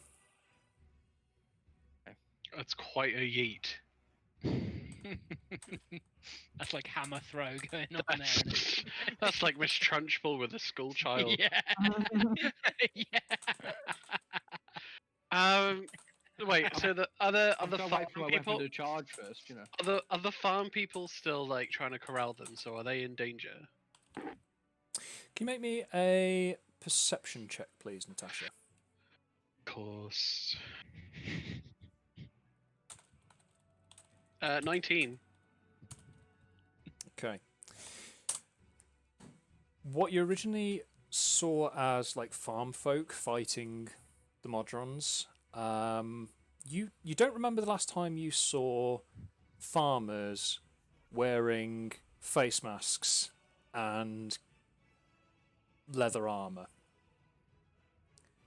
And you can see that these guys are basically diving into the house and then coming back out, and each one of them has got like a hefty backpack that is jingling as they move on to the next building. They're looting my loot. Bastard. So can I convey this to the rest of the group, or is it just like a private perception? Up to you. I bet your backpack's better, Badger. Guys, these bastards are taking our things. They aren't farmers at all. They're thieves. Bastard! I was going to steal that stuff. Yeah. Let's steal from the thieves. So are you saying that the Modrons are stealing or the people are stealing? The people. I bet you I could throw a halfling farther than a warlock. You don't need to. I can legitimately like pick him up, fly him there, and drop them on it. We could do a double team attack, basically. You throw Relaxio, I'll drop Natasha from a height on them. Like just curl up into a ball. Cannonball! If you're playing the bagpipes, sorry, the octopipes coming down, that's technically psychological warfare. Flight of the Valkyries as he just soars down from the heavens. Evan has a point. So what are we going to do? Work unless he ain't got his armor up, because otherwise he'll. What do you want to do then? I want to attack him. So you say they're 30 feet away? About that, yeah. They're 30 feet away.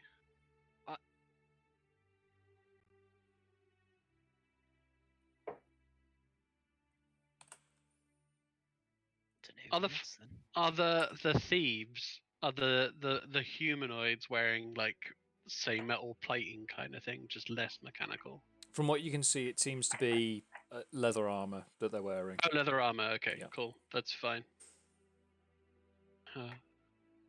I cast heat metal on the big boxy thing. Oh God! Excellent. Then I will need you all to roll initiative, Yeah, please. let's go. Yeah. All of you guys delaying the inevitable. I see it. I got a 6. Oh! Jesus, badge 20. Badge on 20 on initiative. Out of Okay. everything. Yeah, so I got 23. So Bagerac got 23. Was that sorry? Yeah, nat 20. Cool. Faye. 14. That's pretty good for you. Yeah, James? it's pretty good. 16. Thank you. Laws. I did well until I saw Nat 20, so 21. Thank you very much. Magemak? He did a he did a 2. He did a 2. Natasha? Oh, he's a big boy now. Well done. Natasha, what did you get? Good time. I got 21. 21, thank you. Relaxio? 21. Oh, it's a big number. Shathas? Too bad we wasted him on this. 6 was that, sorry. 6. Cute. Just Okay. gonna keep Magemak company. Add that in. Okay. So, Natasha, you get a surprise attack with your heat metal. You say you're casting that at the... So I actually go first despite... You go first. Well, you initiated. You- Sure did, and don't Yeah. you ever forget it, mate. Yeah, I cast heat metal on the big boxy one. Okay. Oh no, he's just making it stronger. 2 seconds. It's just going to yeet itself at us now. Tom's going to punish us. Sorry, I'm just pulling in. Oh my god.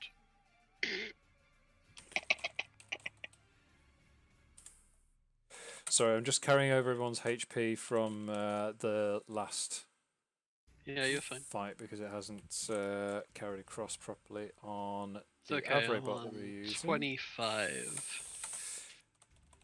Sorry, I've got a note of what everyone's got. It just hasn't carried the Okay. the actual. Alright, while you're doing that, Damage I'll say my spell out for those watching. Thank you. Heat metal. Any creature in physical contact with the object that is set to heat, which is any metal, so the big robot, takes 2d8 fire damage when you cast the spell. Until the spell ends, you can use a bonus action on each of your subsequent turns to cause this damage again. If a creature is holding or wearing the object and takes the damage from it, the creature must succeed on a Constitution saving throw or drop the object if it can.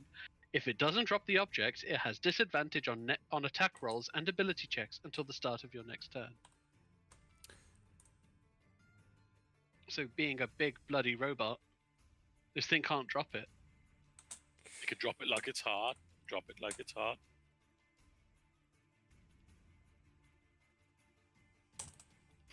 Okay.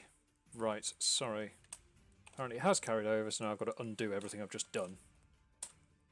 Marvellous. Mine's gone back to Thanks. 27, Tom, because my armor took most of the all the damage I took. That's The fine. armor's wore off. That's fine. Okay, so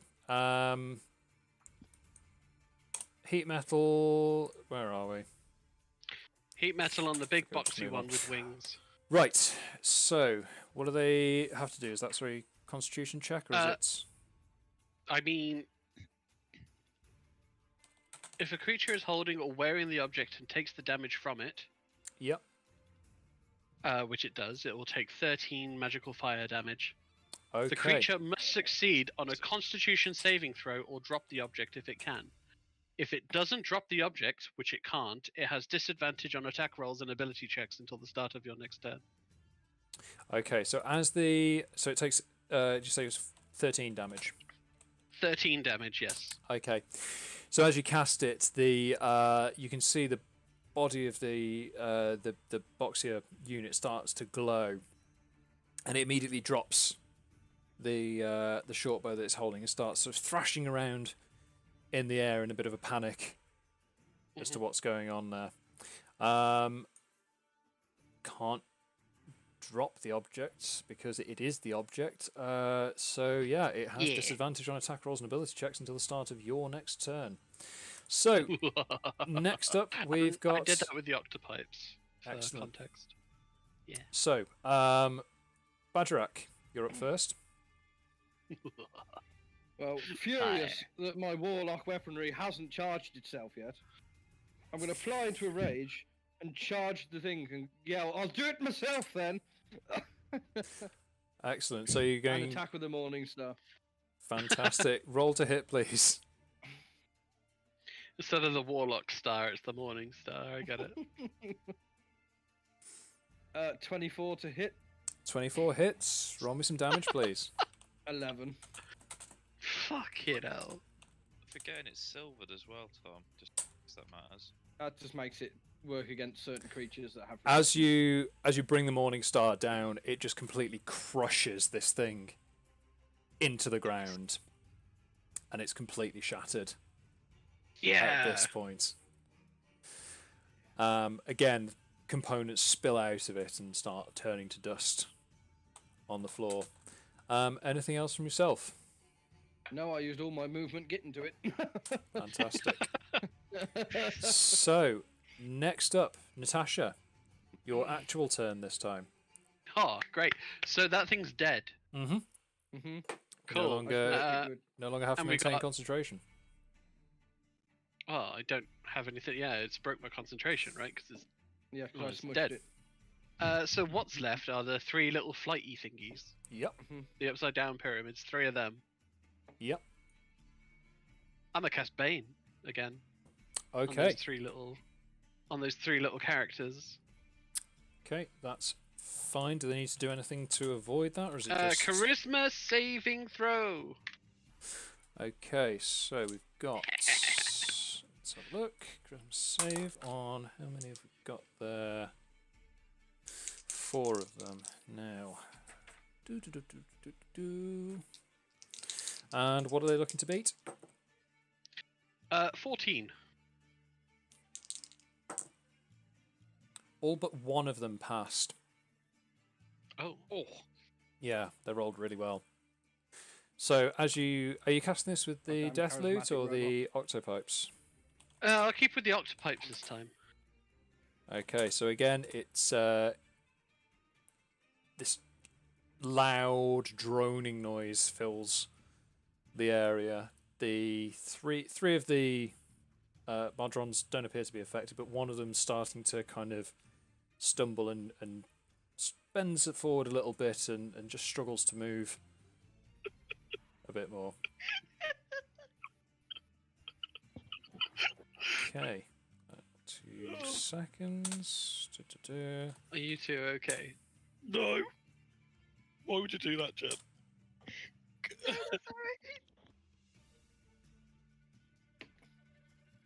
Oh no. Okay.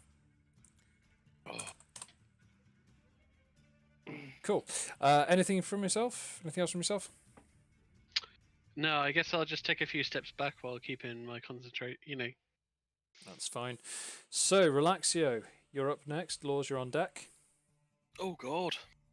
Oh God. Oh God. Oh God. I'm going Oh, to. gee, Willy Whiskers. I'm going to cast Armor of Agavus because why not? Okay. And then I'm going to move towards the upside down pyramid, the closest one to me. That's fine. And then that's it. I can't do anything else at the minute. Fair enough. So as the air around you starts to coalesce down into these cold ice crystals forming over your scale armor, you start squaring up and you can see this thing. It's kind of rotating a little bit, so it faces you. It's got one of these faces looking at you, and then it turns so another face can look at you. Turns again, and it does that, and just you notice that all of them are starting to do this. They're turning around and around to get a decent look at what's going on. Lours, you're up. James, you're on deck. Cool. So Lours, what are we doing? Am I near to Faye? Yes. I will use Cure Wounds on her because she still looks rough from the last fight. That's so fucking rude. He finished the Just sentence. her face. Cool. Cure Wounds on Faye then? Faye. Yep. Yeah. Which is 11 points of healing. Wow. Okay. So Faye, you recover 11 points. Yeah, and then Thanks, I Roger. will, Didn't realise.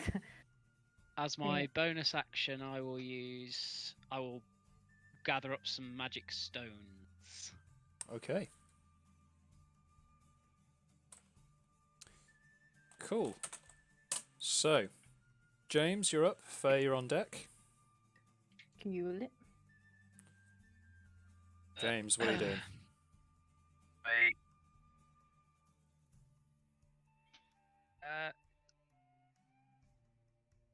I'm wondering whether I pick up Asher and fly above the battlefield while he's playing his octopipes to at them, and I start firing arrows. The fans will love this. I think I'm going to do that. What fans will love this? The online fans. The Natasha. The online fans of the Natasha aerial assault. I would say that you could pick up and carry Natasha, but you wouldn't be able to use weapons while doing so.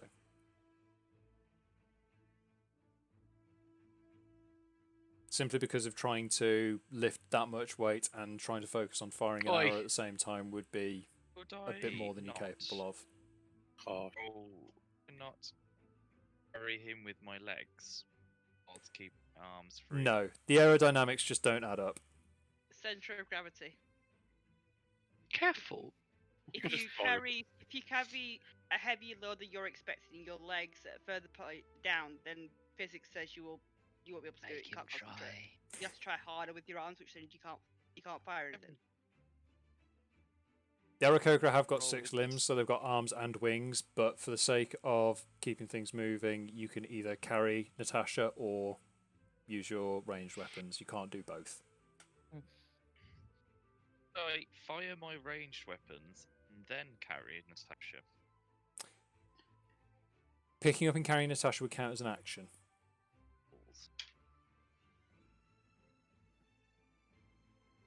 Get some damage in. Yeah, People I've only got. Besides, picking me up might actually bring me out of concentration, anyways. Yeah, I'll just attack with. That thing's dead anyway, so why would you concentrate on it anymore? No, I've got Bane on another one. Oh, you have. Right, I'll attack with my short sword. Sure, boy, you absolute idiot. Excellent. So, what was that to hit? Sorry. 53. Yep, that hits. Already damaged. No, none of them are already damaged. So 8 damage. Okay. And I attack again for a 20 to hit. Yep. And 10 damage. An additional 6 damage just because. Cool. So as you charge them with your short swords, the first strike goes straight into the body of one of these Modrons. As you pull your sword back and bring in the second one, you just carve it completely in half, and it shatters apart. Just for reference, Natasha, that was the one that you were concentrating on with Bane. So I no longer. Oh my god, my concentration's just all over the place. Okay. So, Faye, you're up. And Shathas and Mechabear are on deck. How close am I to said beings, or? You're within running and stabbing distance. Then this is what I shall do. We call that a mechanical advantage. Okay. So both sickles. If you roll me to hit, please.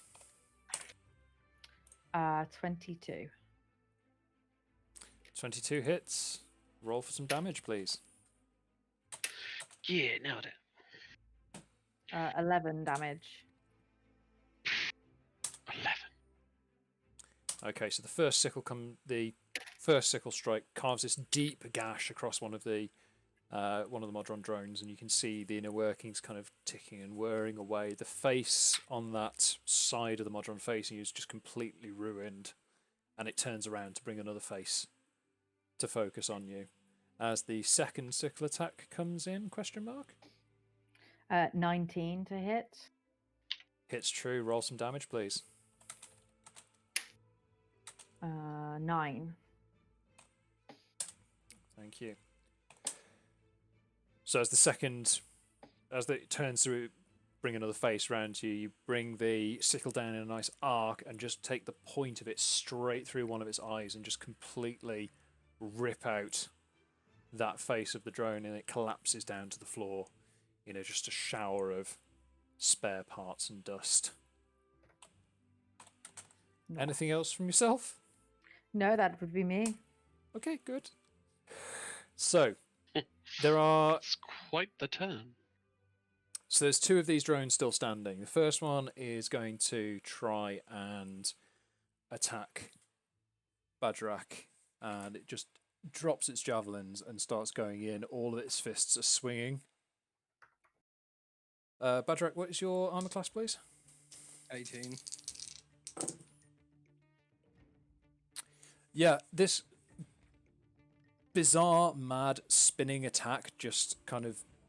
You see it coming towards you and just step aside, and it continues just swinging its fists like an angry lawnmower, just walks straight past you, not really realising it hasn't hit its target. The second one tries the same thing on Faye. Faye, what's your armor class, please? 13. 13. Again, it comes in with this mad, wild, swinging attack that more or less misses you, but one errant fist just manages to clip you, and you take 3 points of bludgeoning damage. Not bludgeoning. How many points, sorry? 3. This is the end. Okay. So, Shathas. Yes. Your turn. Magemak, you're on deck.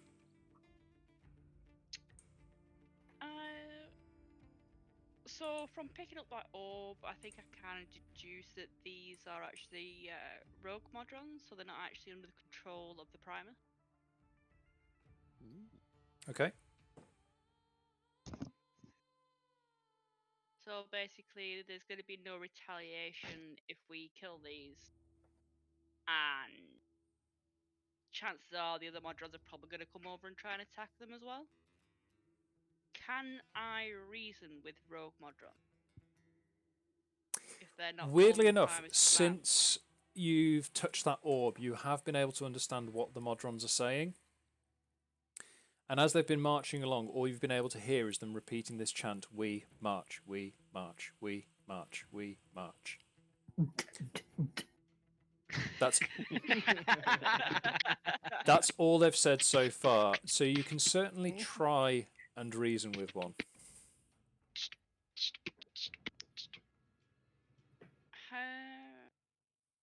What's standing in front?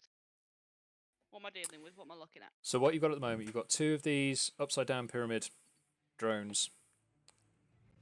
One of which is engaged with Faye, just one of which has gone spinning past Bagerac. Okay, is that it? That's Just it. Those two left. Just those two. What rank would you say they are? You, again, with the amount of information that got downloaded to you from the sphere that you picked up, you recognise that these are tri-drones, which are a relatively low rank within the Modron hierarchy. They are slightly higher than... So from the ones you've seen so far, you recognise that the little floating ones are probably the lowest rank. The smaller boxy ones will be the next one up from that. The tri-drones represent the next rank up from that. And the larger boxy one that Natasha and Bagerac melted and smashed would have been the rank above the tri-drones. So if I wanted to chat to one of them, that would be the one to chat. At the moment, yeah. From the ones you've got in front of you, the pyramid ones represent the highest rank of Modrons because they are also the only Modrons in front of you. I think I will attack the Modron that whiff the attack on Badger with my crossbow. Excellent. Roll to hit, please. It is a 9 to hit. 9. Misses, unfortunately. The mad spinning movement's just a little bit hard to predict. Cannot get rolls today. And then for my bonus, I'm going to attack with a Mecha Bear. Yep. Same target? Same target, yeah. 18 to hit. That hits. He said double checking. Yes, it hits. Roll some damage, please. 8 force damage. 8 force damage, thank you.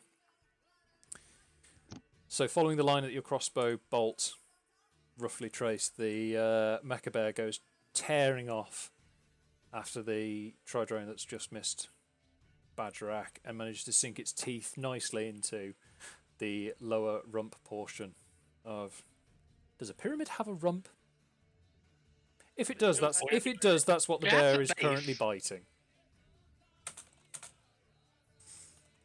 That's fair. Okay. Anything else from yourself? No, I'm cool. Good chill. Okay. Just chill. So, Magemak is up. Bagerac, you're on deck. So Magemak's going to Eldritch Blast the spinning pyramid. Okay, yeah. The one that's just missed you, or the one that's in contact with Faye? The one that's just missed Badger. Okay. And he does to hit is 18. 18 hits, yep. And then for damage, he does 30. 13 damage. Okay, so yeah, as Magemak raises his staff and fires off another Eldritch Blast, it just rips into this Tridrone, and the Mecha Bear is just showered in whatever the mechanical equivalent of gore is. It's like bits of cogwheel and grease. So yeah, it's just been completely ripped apart. Anything else from Magemak? That he's going to wrap up there. Okay, cool. So, top of the round then. Bagerac, you're up. You are still raging. Natasha, you're on deck. So there's still just the one Tridrone left in combat with Natasha. Have the thieves got away yet? Or are they still about? You can have a look for them if you want, but that would be your action. I just wondered if we saw them run away or not while we were fighting. No, I'll smash the thing. Okay. Will How are we smashing charge this? and smash this with the Morning Star. Beautiful timing. That timing was spot on. I need to put that on silent, don't I? If I can. It's been perfect twice now. Perfect timing. It needs to stay. So I charge at the one that's still left, saying I'll show you how you hit things, and roll. And it's a 17 to hit. Excellent. 17 hits. Roll me some damage, please. That will be because I forgot I was raging last time. 13 damage. That's obscene. Why can you do that? Takes me a level 2 spell to do that. This is my weaker weapon. This isn't even my final weapon. So as you No, run, the that's a warlock. force of this rage-powered blow just carves one of the top corners of this tridrone is now just splintered and fallen away. You managed to take out one of its arms as well as the attack followed through on that. Anything else from yourself? I'll just make sure I stand in the way of it and everyone else. That's fair enough. Okay. As you stand there basking in what is clearly a good hit, several crossbow bolts come flying past you. And you can see that the bandits that were looting the buildings have now decided to take an opportunity of attacking you whilst you were distracted with the They will drones. regret this. So, Natasha, you're up. Relaxio, you're on deck. Alright. They wanna go. They can go. Smush the pyramid. Are they like against the wall anywhere? So you can see emerging from one of the buildings, there's two that have taken up sort of crossbow position behind the wall and are reloading. Two of them have drawn swords and are starting to sort of skirt around the wall to come at you. And standing behind the wall, kind of barking orders and indicating with a sword, as if it were necessary as to indicate who to be attacking, is a slightly more well-dressed bandit, clearly the guy in charge.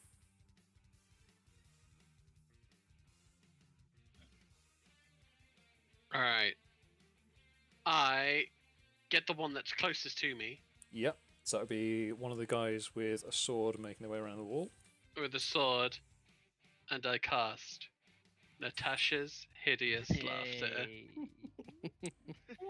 Oh god. And what form does Natasha's hideous laughter take this week?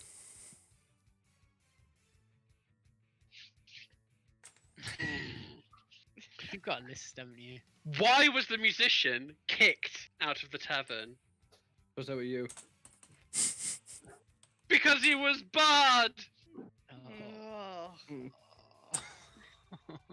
Oh no. Okay. So that's a If you're in wisdom my pub, I'll saving yeet throw. You and the pub out. What's your spell DC, Oh, please? 14. 14. They kind of look at you like you've just told a really bad joke. Fuck's sake. Yes. Which is They are unaffected by the hilarity of your spellcast. unsurprising. Fuck's sake. Anything They're else? looking- Everyone is looking at you right now. Smush this goddamn pyramid so we can kill him. Anything else from yourself, Natasha? No, fuck it. Shit game. Alright, pull Shit yourself game. out. Shit game. Uninstall. Shit game. Right, Relaxio, you're up. Laws, you're on deck. Who have I got left to kill? So Pyramid. there is a Natasha. damage modron and a total of 5 bandits that have emerged and joined the fight. Yeah. Well, I'm going to jump up one of the closest bandit to me, and I'm going to use my wombo combo. Oh, okay. So I'm going to first of all attack with my fang. Yeah. So you can roll to hit, please. 15 to hit. I hope that hits. Sorry, 15 does hit. Yes. Roll me some damage. 6 damage. Excellent. I feel like now I maybe should have tried to talk to him first, but I attacked first. I mean, you could have, but the fang of Mashork has gouged a nice deep hole directly into this guy's ribs. I think you kind of past the point at which you would probably be able to strike up a pleasant conversation. well, How are you doing today? Sorry about that. But well, then I'm going to attack with my packed dagger, which is going to obviously shoot out of my hand. Cool. So we're going with the Assassin's Creed Warlock blade. Yep. You can roll to hit, please. 22. That definitely hits. Roll me some damage, please. 6. Stab him in the dick.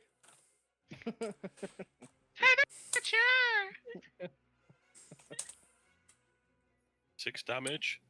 As you bring the packed weapon up, you feel that you go to aim for like a gut shot, but you feel this force kind of move your arm slightly higher than your original target, and you drive the packed weapon directly into their heart.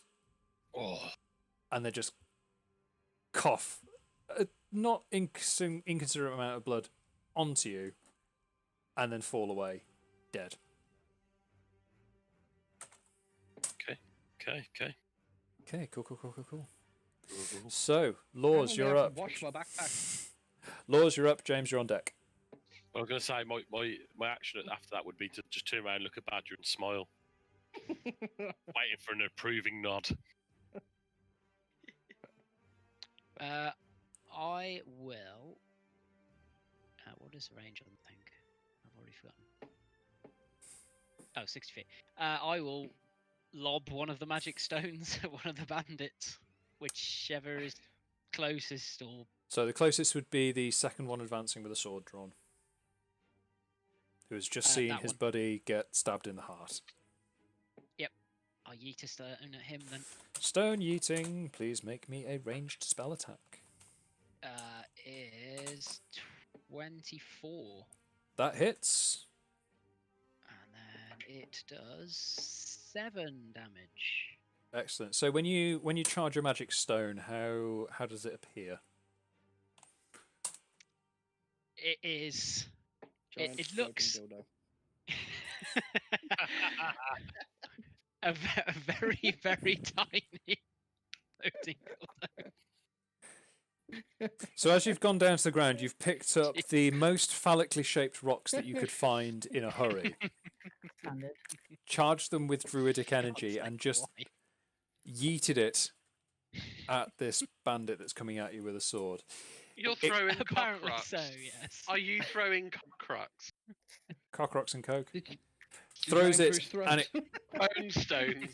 you throw the stone, and it clocks this bandit directly above their eye, and it cuts a deep gouge, and blood is now running down their face. That was a decent hit going on there. So, with that then, I assume that's the end of your turn. Lours, at the end of your turn? Yes, sorry. Yep, thank you. Yeah. I appreciate that dick rocks are funny, but come on, serious, silly games business. It's not as bad as dick sticks. It's not. James, you're up. Faye, you're on deck. Okay.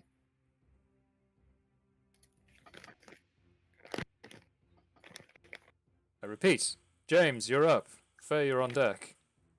Half of this equation answered. Oi, bird brain! Turns out that I somehow managed to mute myself without realising it. Well done. I've attacked someone. It's in for 23. So who are you attacking, sorry? The bandit. Done. Who are you attacking? Badger, you got your chest out.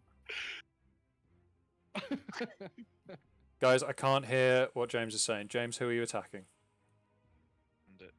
Bandit. The one that's just been hit with the dick rock.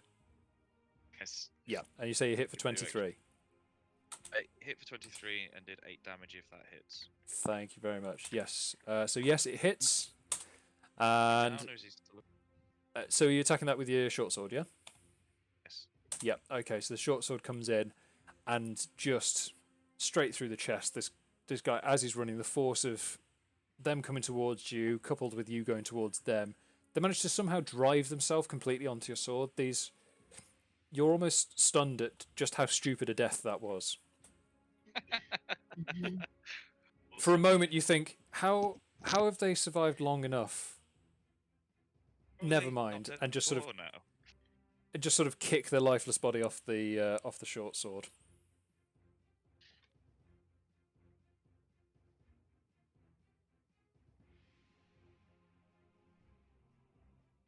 Anything else on your turn? I'm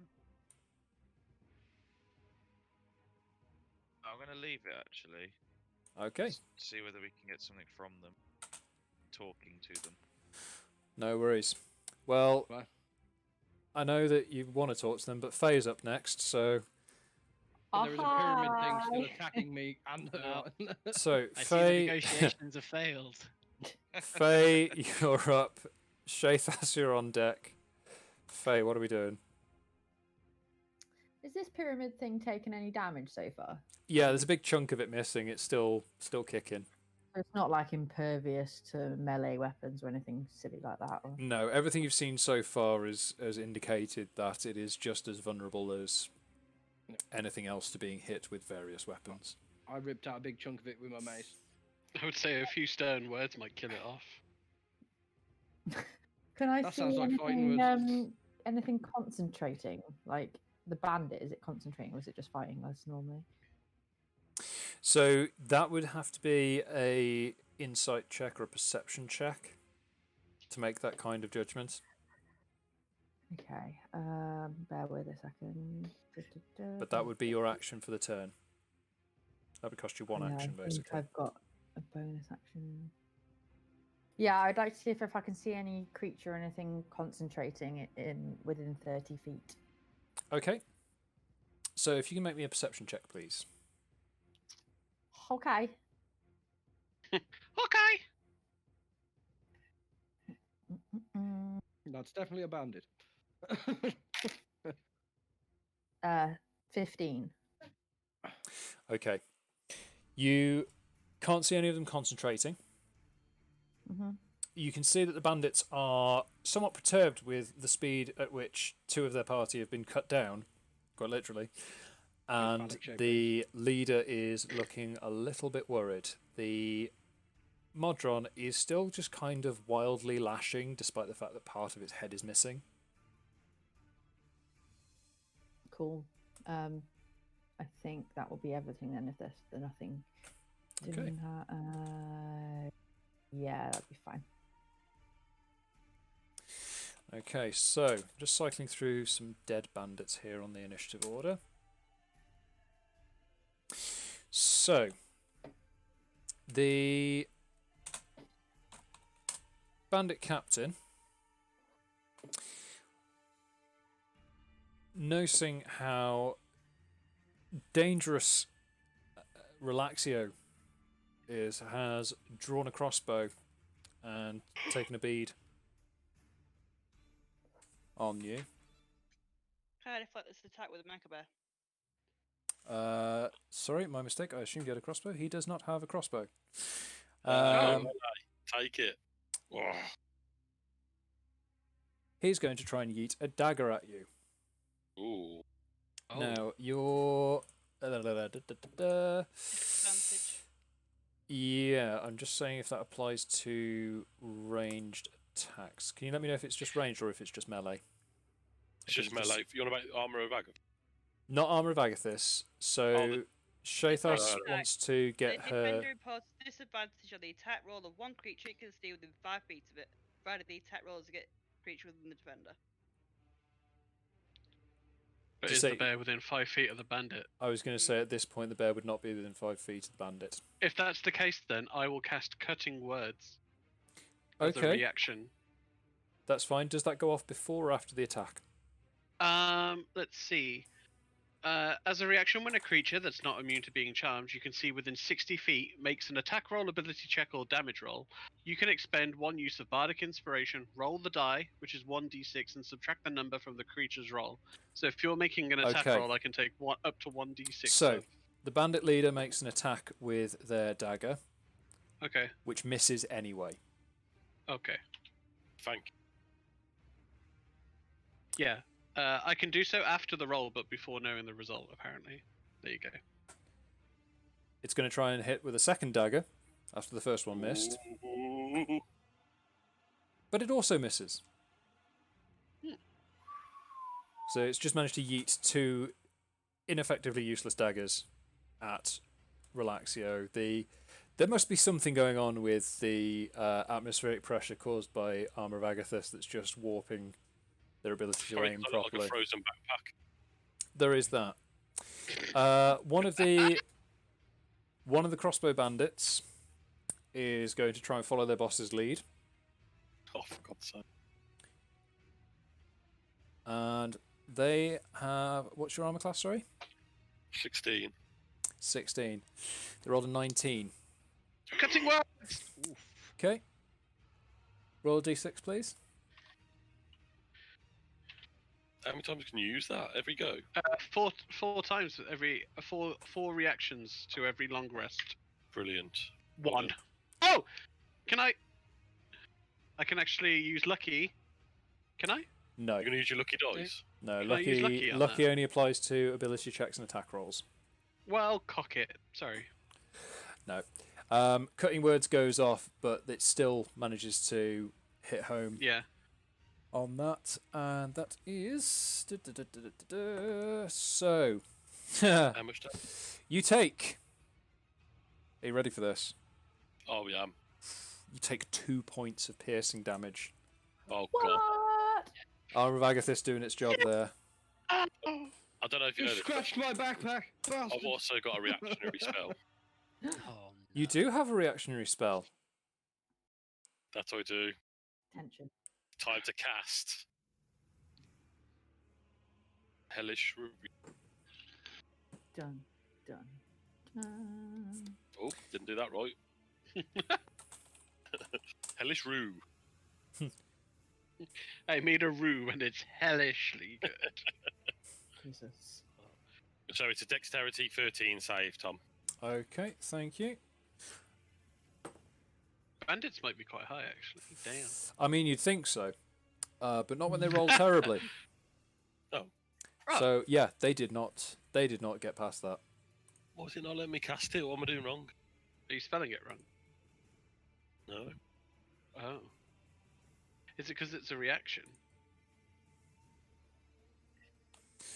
It might It be. doesn't matter, I can still do it anyway. I don't know. So So Hellish, they Hellish failed, Rebuke. sorry. They failed it. So yeah, if you can get the damage on that. Okay, so it's 2d10. Yep.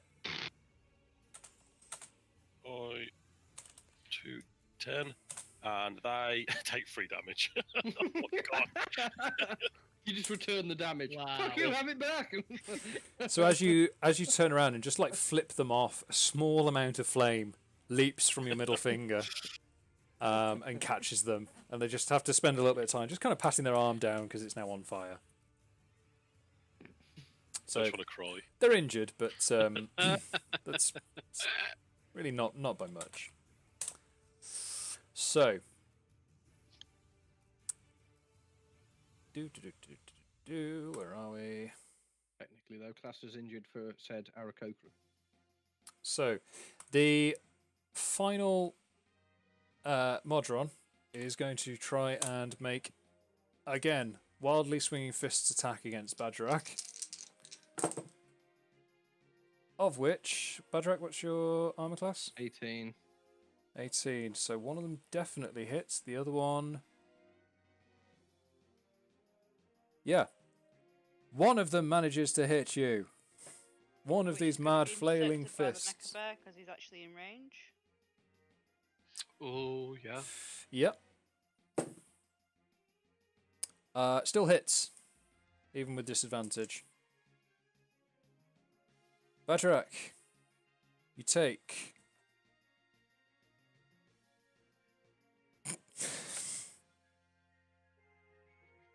3 points of damage.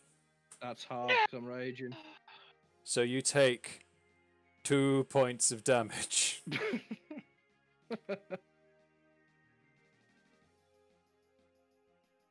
So basically, what you're saying is, I just hope kinda, like, you've hit me in learnt the your shin. lesson.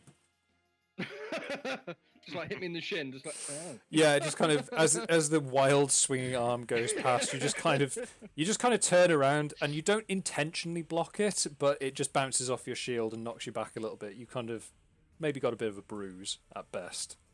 What a moderate inconvenience you're causing me. Yeah, it's like it's the That equivalent hurt. damage of like burning your I'm mouth telling. on pizza. So You say, oh, the second bandit with the crossbow hi Lacey. is going to. He'll be back. Don't worry. So the the second best. bandit with the crossbow is also going to try and take a pot shot at Relaxio. They hit. And you take. This one's a little bit more accurate than the first one. Actually manages to center the target properly. You take 7 points of piercing damage.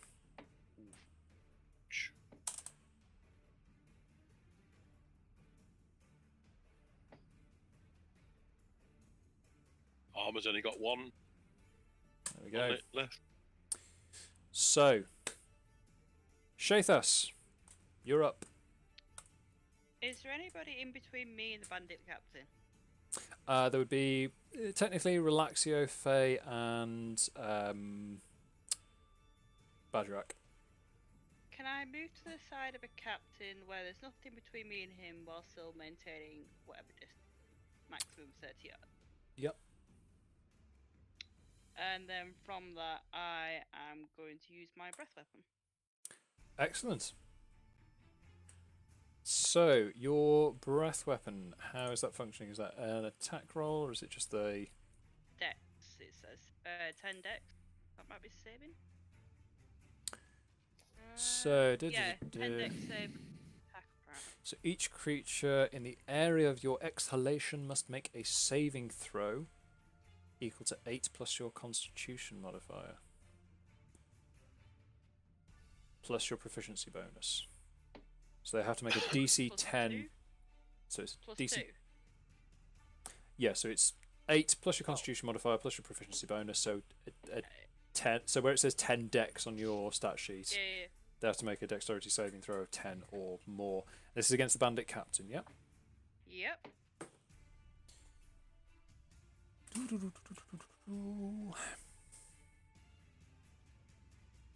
They make it handsomely. They rolled a 19. So they take... half as much damage. So 2d6. Yep, 2d6 and then halve it. Natural 1. And a 5. So they take 3 points of damage. And then with my bonus attack, the Mecha Bear is going to kill the Modron. Well, attack the Modron. Yep. That's fine. So your acid breath goes off and just hits the bandit captain. Just on his flank, and he's just... tries to tear off the armour that's affected to stop it causing any more damage. The Mecha Bear goes hooning after the injured Modron, and I'm assuming with a chompy chompy. Yep, 11 to hit.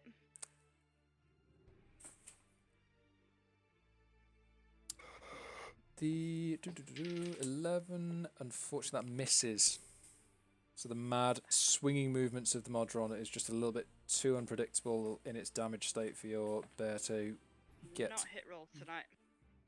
The dice gods are not happy with you today. No, they hate me today. Okay, so next up we've got a dead bandit, followed by Magemak. Well, he's already got his staff, snakehead staff pointing at the bandit chief. Yep. So we all know what's coming now. Ugh. Eldritch Blast. Yeah, but unfortunately he only rolls a 12. Unfortunately, it does go wide. The bandit captain, as they're trying to deal with the acid burn they've just taken from Shathas's breath weapon, manages to conveniently duck underneath the Eldritch Blast, which just sails over their head. Damn it. So, Bagerac, you're up. Natasha, you're on deck. Well, as the thing stood in front of me and blocking me from getting anywhere else, I'm going to take a swing like a golf club at it with the old Morning Star.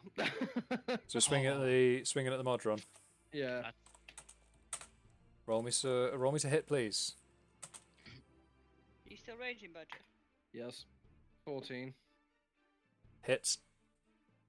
9 damage. Yeah. 4! Please, if it dies, it needs to go flying. It does. As you bring the Morning Star in, you just completely batter it across the remains of the farmyard, and as it flies through the air, it almost creates kind of like a pretty sort of glitter effect, almost like a rainbow, as it arcs across the farmyard. Yeah, it's just as its body starts to disintegrate and fall apart, it creates this beautiful little trail through the air, tracking its progress. Cool. So, Natasha. Hi. You're up. Relaxio, you're on deck. So, at the moment, just to recap, you have got the bandit captain, who is currently dealing with an acid injury. One bandit with a crossbow who's injured. A second bandit with a crossbow who doesn't appear to have taken any damage. And that's it. Okay. One sec. Okay. Are any of them like right next to the wall? Both the bandits with the crossbows are next to the wall. They're sort of resting the crossbows on the wall to get them On the wall, but they're not in front of the wall. Correct. Shit. Okay. That's the sound of a plan falling apart. At the very fucking seams. Tom, can I move, by the way, or is that part of No, is that you an action? can move. So have I got range to move up in front of, or side of Relaxio to try and block shit? Yes, if you wanted to move up next to Relaxio in order to prevent him taking any further damage and no Yes, other that's it. reason, then yes. No, that's it. just move next to him, you know. Yeah, Block a sure. few crossbow That's shots. fine. Yeah, get in there and block some crossbow shots. Very heroic. Back of to you, Natasha. So brave. So, Oh my gosh. so brave, so generous. Natasha, what are you Hi. doing? I am going to go for another Tasha's Hideous Laughter on the Bandit Captain. Cool. That is a... What is that, sorry? 14 spell save. Is it Constitution or Wisdom, sorry? Wisdom. Wisdom, and they're looking to be at 14. They do not. Please, if you could, the form with which your hideous laughter takes. Okay. Prepare yourselves. Oi, Cap! Why was the gnome artificer embarrassed when his clockwork crocodile stopped working? I don't know. Why? Also, this He seems had a incongruous. erectile dysfunction. Oh God. Oh. It was that bad, the Aarakocra returned. So the bandit captain is now prone, is it? From the Hideous Kojima laughter? The target must succeed on a wisdom saving throw or fall prone, becoming incapacitated and unable to stand up for the duration. A creature with an intelligence score of 4 or less isn't affected. And at the end of each of its turns, and each time it takes damage, the target can make another wisdom saving throw. Okay. The target has advantage on the saving throw if it's triggered by damage. On a success, the spell ends.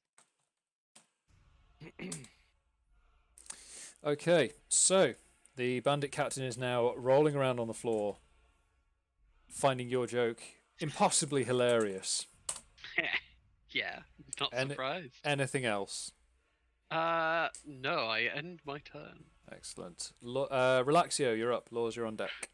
Hell yeah, I am.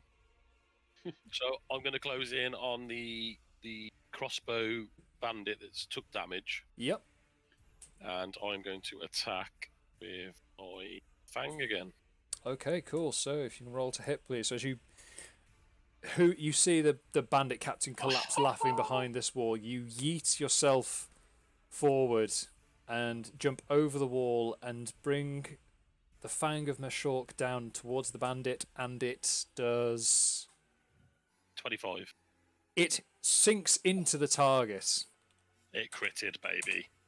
Wow. Oh damn! So 7 damage from a crit. Yeah, it critted on a nat 1. Yeah. Nice. Noise. Afraid takes a crit as rolling damage again rather than doubling it, so you can either say that it did originally, which was 3 + 3, so 12, or you can take it as 7. It's up to you, Tom. Let's have a look. See what. Yeah, it should be. It should. Well, technically, it'd be 9. Yeah, that should be. That should be 9 damage. Avro seems to have had a bit of a funny there. Yeah, it's 3 + 3 + 3, isn't it? Yes. Yeah. So So the way that I've always used crits is you double the dice roll and then add your damage modifier. So that's. So yes. So it would be. Because for some reason Avro rolled a 3 and a 1, I will take the 3 as your dice roll. So that's 9 damage. Yeah, so that's another 2 damage off of that chappy. Yeah, the Fang of Mashork comes down and just rends an enormous tear through bone and muscle and sinew right the way across their back, and they are done. As the blade bites through their spinal cord, their body just falls completely limp, the crossbow clattering off the front of the wall. So would I be able to take my bonus action with the dagger against the other band? Was that Yes. not allowed? You've made the attack. You've used your action on that turn to make an attack action. So if you wanted to make a second attack, you could do so. Well, I'm going to do that, but I'm going to use my lucky birthday die. Okay. Or So dice. yes, that automatically nat 20s to hit on your second target. Happy birthday to you. Yeah. As it does so, there's an unusual burst of sparklers. Can you just roll for damage, please? Okay, so it's a 4, so that'd be 8 + 2, so it's 10. Cool. Nice.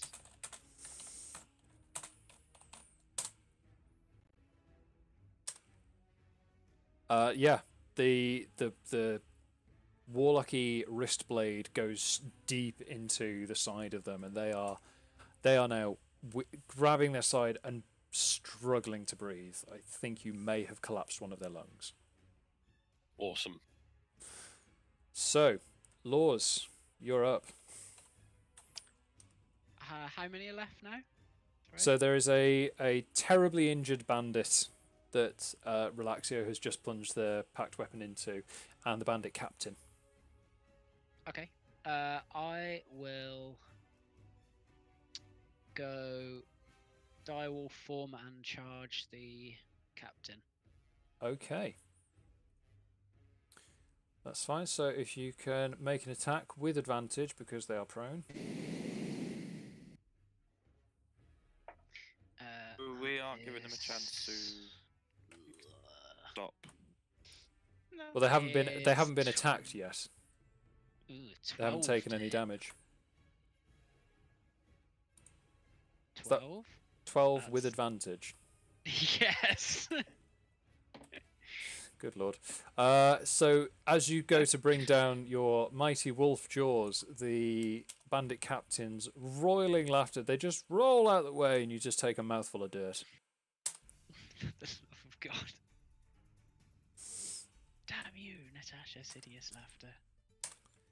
So, James, you're up. Faye, you're on deck. If I've been following this, there's only the one guy left, right? There's a bandit captain currently crippled by Natasha's hideous laughter, and there is a bandit with a crossbow who is struggling to breathe. For the bandit captain. Yep. Short sword. Yep. Oh, balls. 9. With advantage because they are still prone. Okay, short.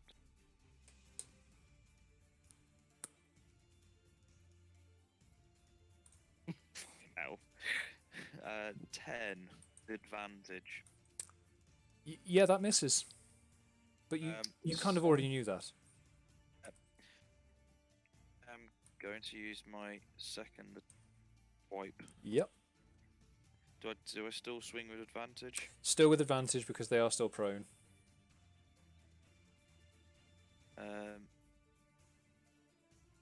Mighty. All I'm hearing is like low-level swearing at your dice. Yeah. Oh, here we go. 18 to hit. Oh! Ye gods! A hit! Yes! Damage, please. So as you brought your first short sword down, they're still rolling around on the floor and you just managed to stab the dirt. Furious at yourself, you just lash out wildly with your second sword and manage to hit them for how much damage? I'm just adding it all up, sorry. Yep. Ooh, that's a good one. 14. Ooh, that is a good one. I'm assuming they are already injured a little bit, aren't they? They were, yes. Yeah. So yeah, 14. Yeah, so the second sword slash hits them. Is it enough to snap them out of Tasha's hideous laughter? It is! Apparently, being stabbed is a sobering experience. Who knew? Who knew? Faye, you're up. So got a bandit and a captain bandit left. Yep, a very badly injured bandit with a crossbow and the bandit captain who is suddenly getting back up to their feet after realising they've just been stabbed and the majority of their team are dead.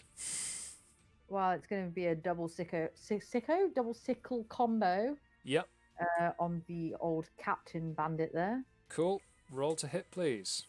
I shall.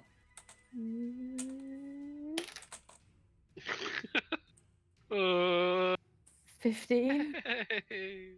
15 hits. Yeah. Roll some damage, please. 9. Okay, so the first sickle, as they're getting back up, the first sickle comes in, scratch, like decent cut, shoulder through to top of the arm. The second sickle attack comes in, whirling mad farm equipment. He's still getting up. He's in the process of getting up, yes. That one. Yay. Doesn't get advantage because they're not prone. They are in the process of getting up. Do I have any inspiration? I don't believe you do, no. I've cut off many limbs in this game. You have, but they're not currency for inspiration. At least not yet. Because if they were, I'd be well off. Is this... Faye, is this your way of telling me you've got a nat 1 there? Yeah, so that would make it an 8. No, that's not how nat 1s work.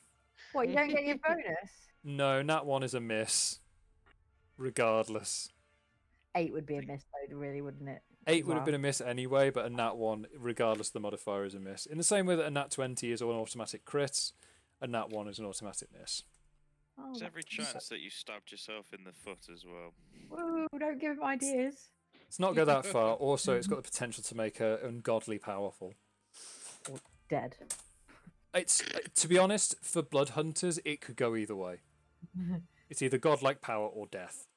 So, the bandit captain, understandably unimpressed with being stabbed whilst they were enjoying a jolly good laugh, decides to draw their scimitar and take a stab at, first of all, James. That is a 23 to hit.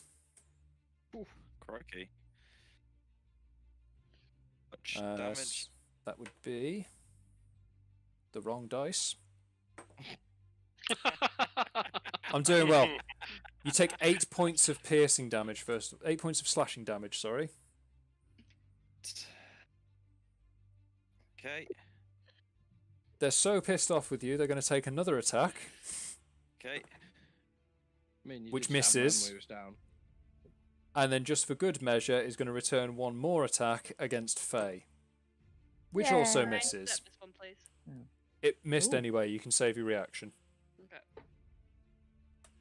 So, next up, we've got the bandit with the crossbow. Sorry, that is a different bandit with a crossbow that it's referring to. That is a bandit with a crossbow who is dead. I'm using the Avro bot, so it doesn't automatically remove dead targets from the list. So I'm just having to go, they're dead, they're dead, they're dead. Ah, look, someone who isn't dead. The bandit with the crossbow who's struggling to breathe. Who is going to try their best to retaliate against Relaxio by drawing their sword and taking a swipe at him. Relaxio, sorry, what's your armor class, please? 60. 16. Misses anyway. They've lost a lot of blood at this point, and they're fairly certain that one of their lungs has now completely collapsed. I'd regret hitting the backpack anyway.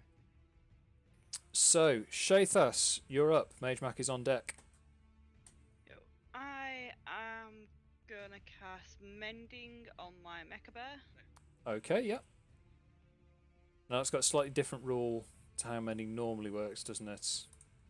Because it's your pet. It gets. Yes, but it's it does slightly more because you. Where is it? Yeah, if you cast mending on it, it regains 2d6 hit points. Okay, so I just need to roll 2d6. Yep. Oh, so 6 and 3, so it recovers 9. Okay, cool. Thanks. So, and then I'm gonna attack. The captain's still alive, isn't he? The captain is still alive, yes, but mending would be your action. Bonus action. Mecha Bear attack. Okay, yep, that's fine. So, Mecha Bear attack at the captain. Yep. It's fine, thank you, And please. it's 19 to hit. That definitely hits. So, suddenly buoyed up by having its armour restored through magic, the bear leaps straight past James And at the it's Mecha Bear. 5 force damage. 5 force damage, thank you. Sinks its teeth nicely into the captain's thighs, doing a decent. Not with his asshole this time. Well, you know, the bear's taken its fair amount of asses tonight. I thought it might to just vary up the diet a little bit. Bedtime eat. Yeah, is it not written that mechanical bears shall not live on ass alone? Right. On that note, Magemak, you're up. Bagerac, you're on deck. Well, I think Magemak's going to take a shot at the crossbow man. Yep. With his good old Eldritch Blast. It's almost a mercy kill at this point. This dude is so badly injured. Let's just hope he hits. Has he hit once tonight? He's hit every time. Has he? I thought Eldritch Blast he missed once. His Eldritch Blast has been really impressive. 16. That hits. Roll me some damage, please. Please end him. What is Eldritch Blast? Like, what is it like? Fire? Or is Eldritch Blast is it's a warlock focusing their own arcane energy through their particular patron in the form of some form of damaging energy. It can take whatever form the warlock prefers. As far as Magemak is made aware, it almost appears to be like a sort of green lightning snake that launches from his cobra staff. Cool. Yeah, it's venom in lightning form. That's what he looks as. It does 6 damage. Excellent. So the Eldritch Blast goes loose, and everyone's cool with this guy's head being blown up, right? Hell yeah. Always. The bandit's head explodes. As long as Relaxio does splash damage. Relaxio takes a shower of blood. There's certain Your consequences to cream blowing up a head. Blood shower is one of them. So, The cream cloak is now red. that's it. Bagerac, you're up. Natasha, you're on deck. Well, since you've fixed the danger to my backpack over there, Yeah. I'll charge at the bandit captain and Yep. go for a swing at his head with the Morning Star. Excellent. So as you leap over the wall, past the Mecha Bear, past James, with the Morning Star. Well, I was raging. Yep. Yeah, foaming at the mouth. Eyes 15 to hit. eyes wild, not really focusing. 15 hits. Roll me some damage, please. That's 11. Damn. Jeez. This poor captain. So as No you captain, leap no over, captain. you sort of leap over the wall. You leap off the wall to get enough height above both James and the Mecha Bear, and like with this wild-eyed stare, roaring, you bring the Morning Star down, and you just batter the captain so hard that he drops to one knee. You've basically broken his arm with the force of that attack. Is he dead yet? He is not dead. God damn. Natasha, your turn. I cast Vicious Mockery on this son of a bitch. Cool. Vicious Mockery. Truth. Where are we? Vicious Mockery. So, must succeed on a Wisdom saving throw or take psychic Which is 14. damage. They do not. So you can roll some psychic damage for that, please. Of course.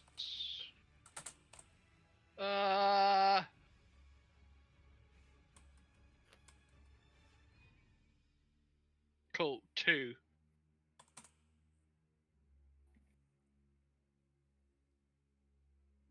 And my Is Vicious this- Mockery taunt will Yep. be, I'm sorry, we were looking for an actual fight.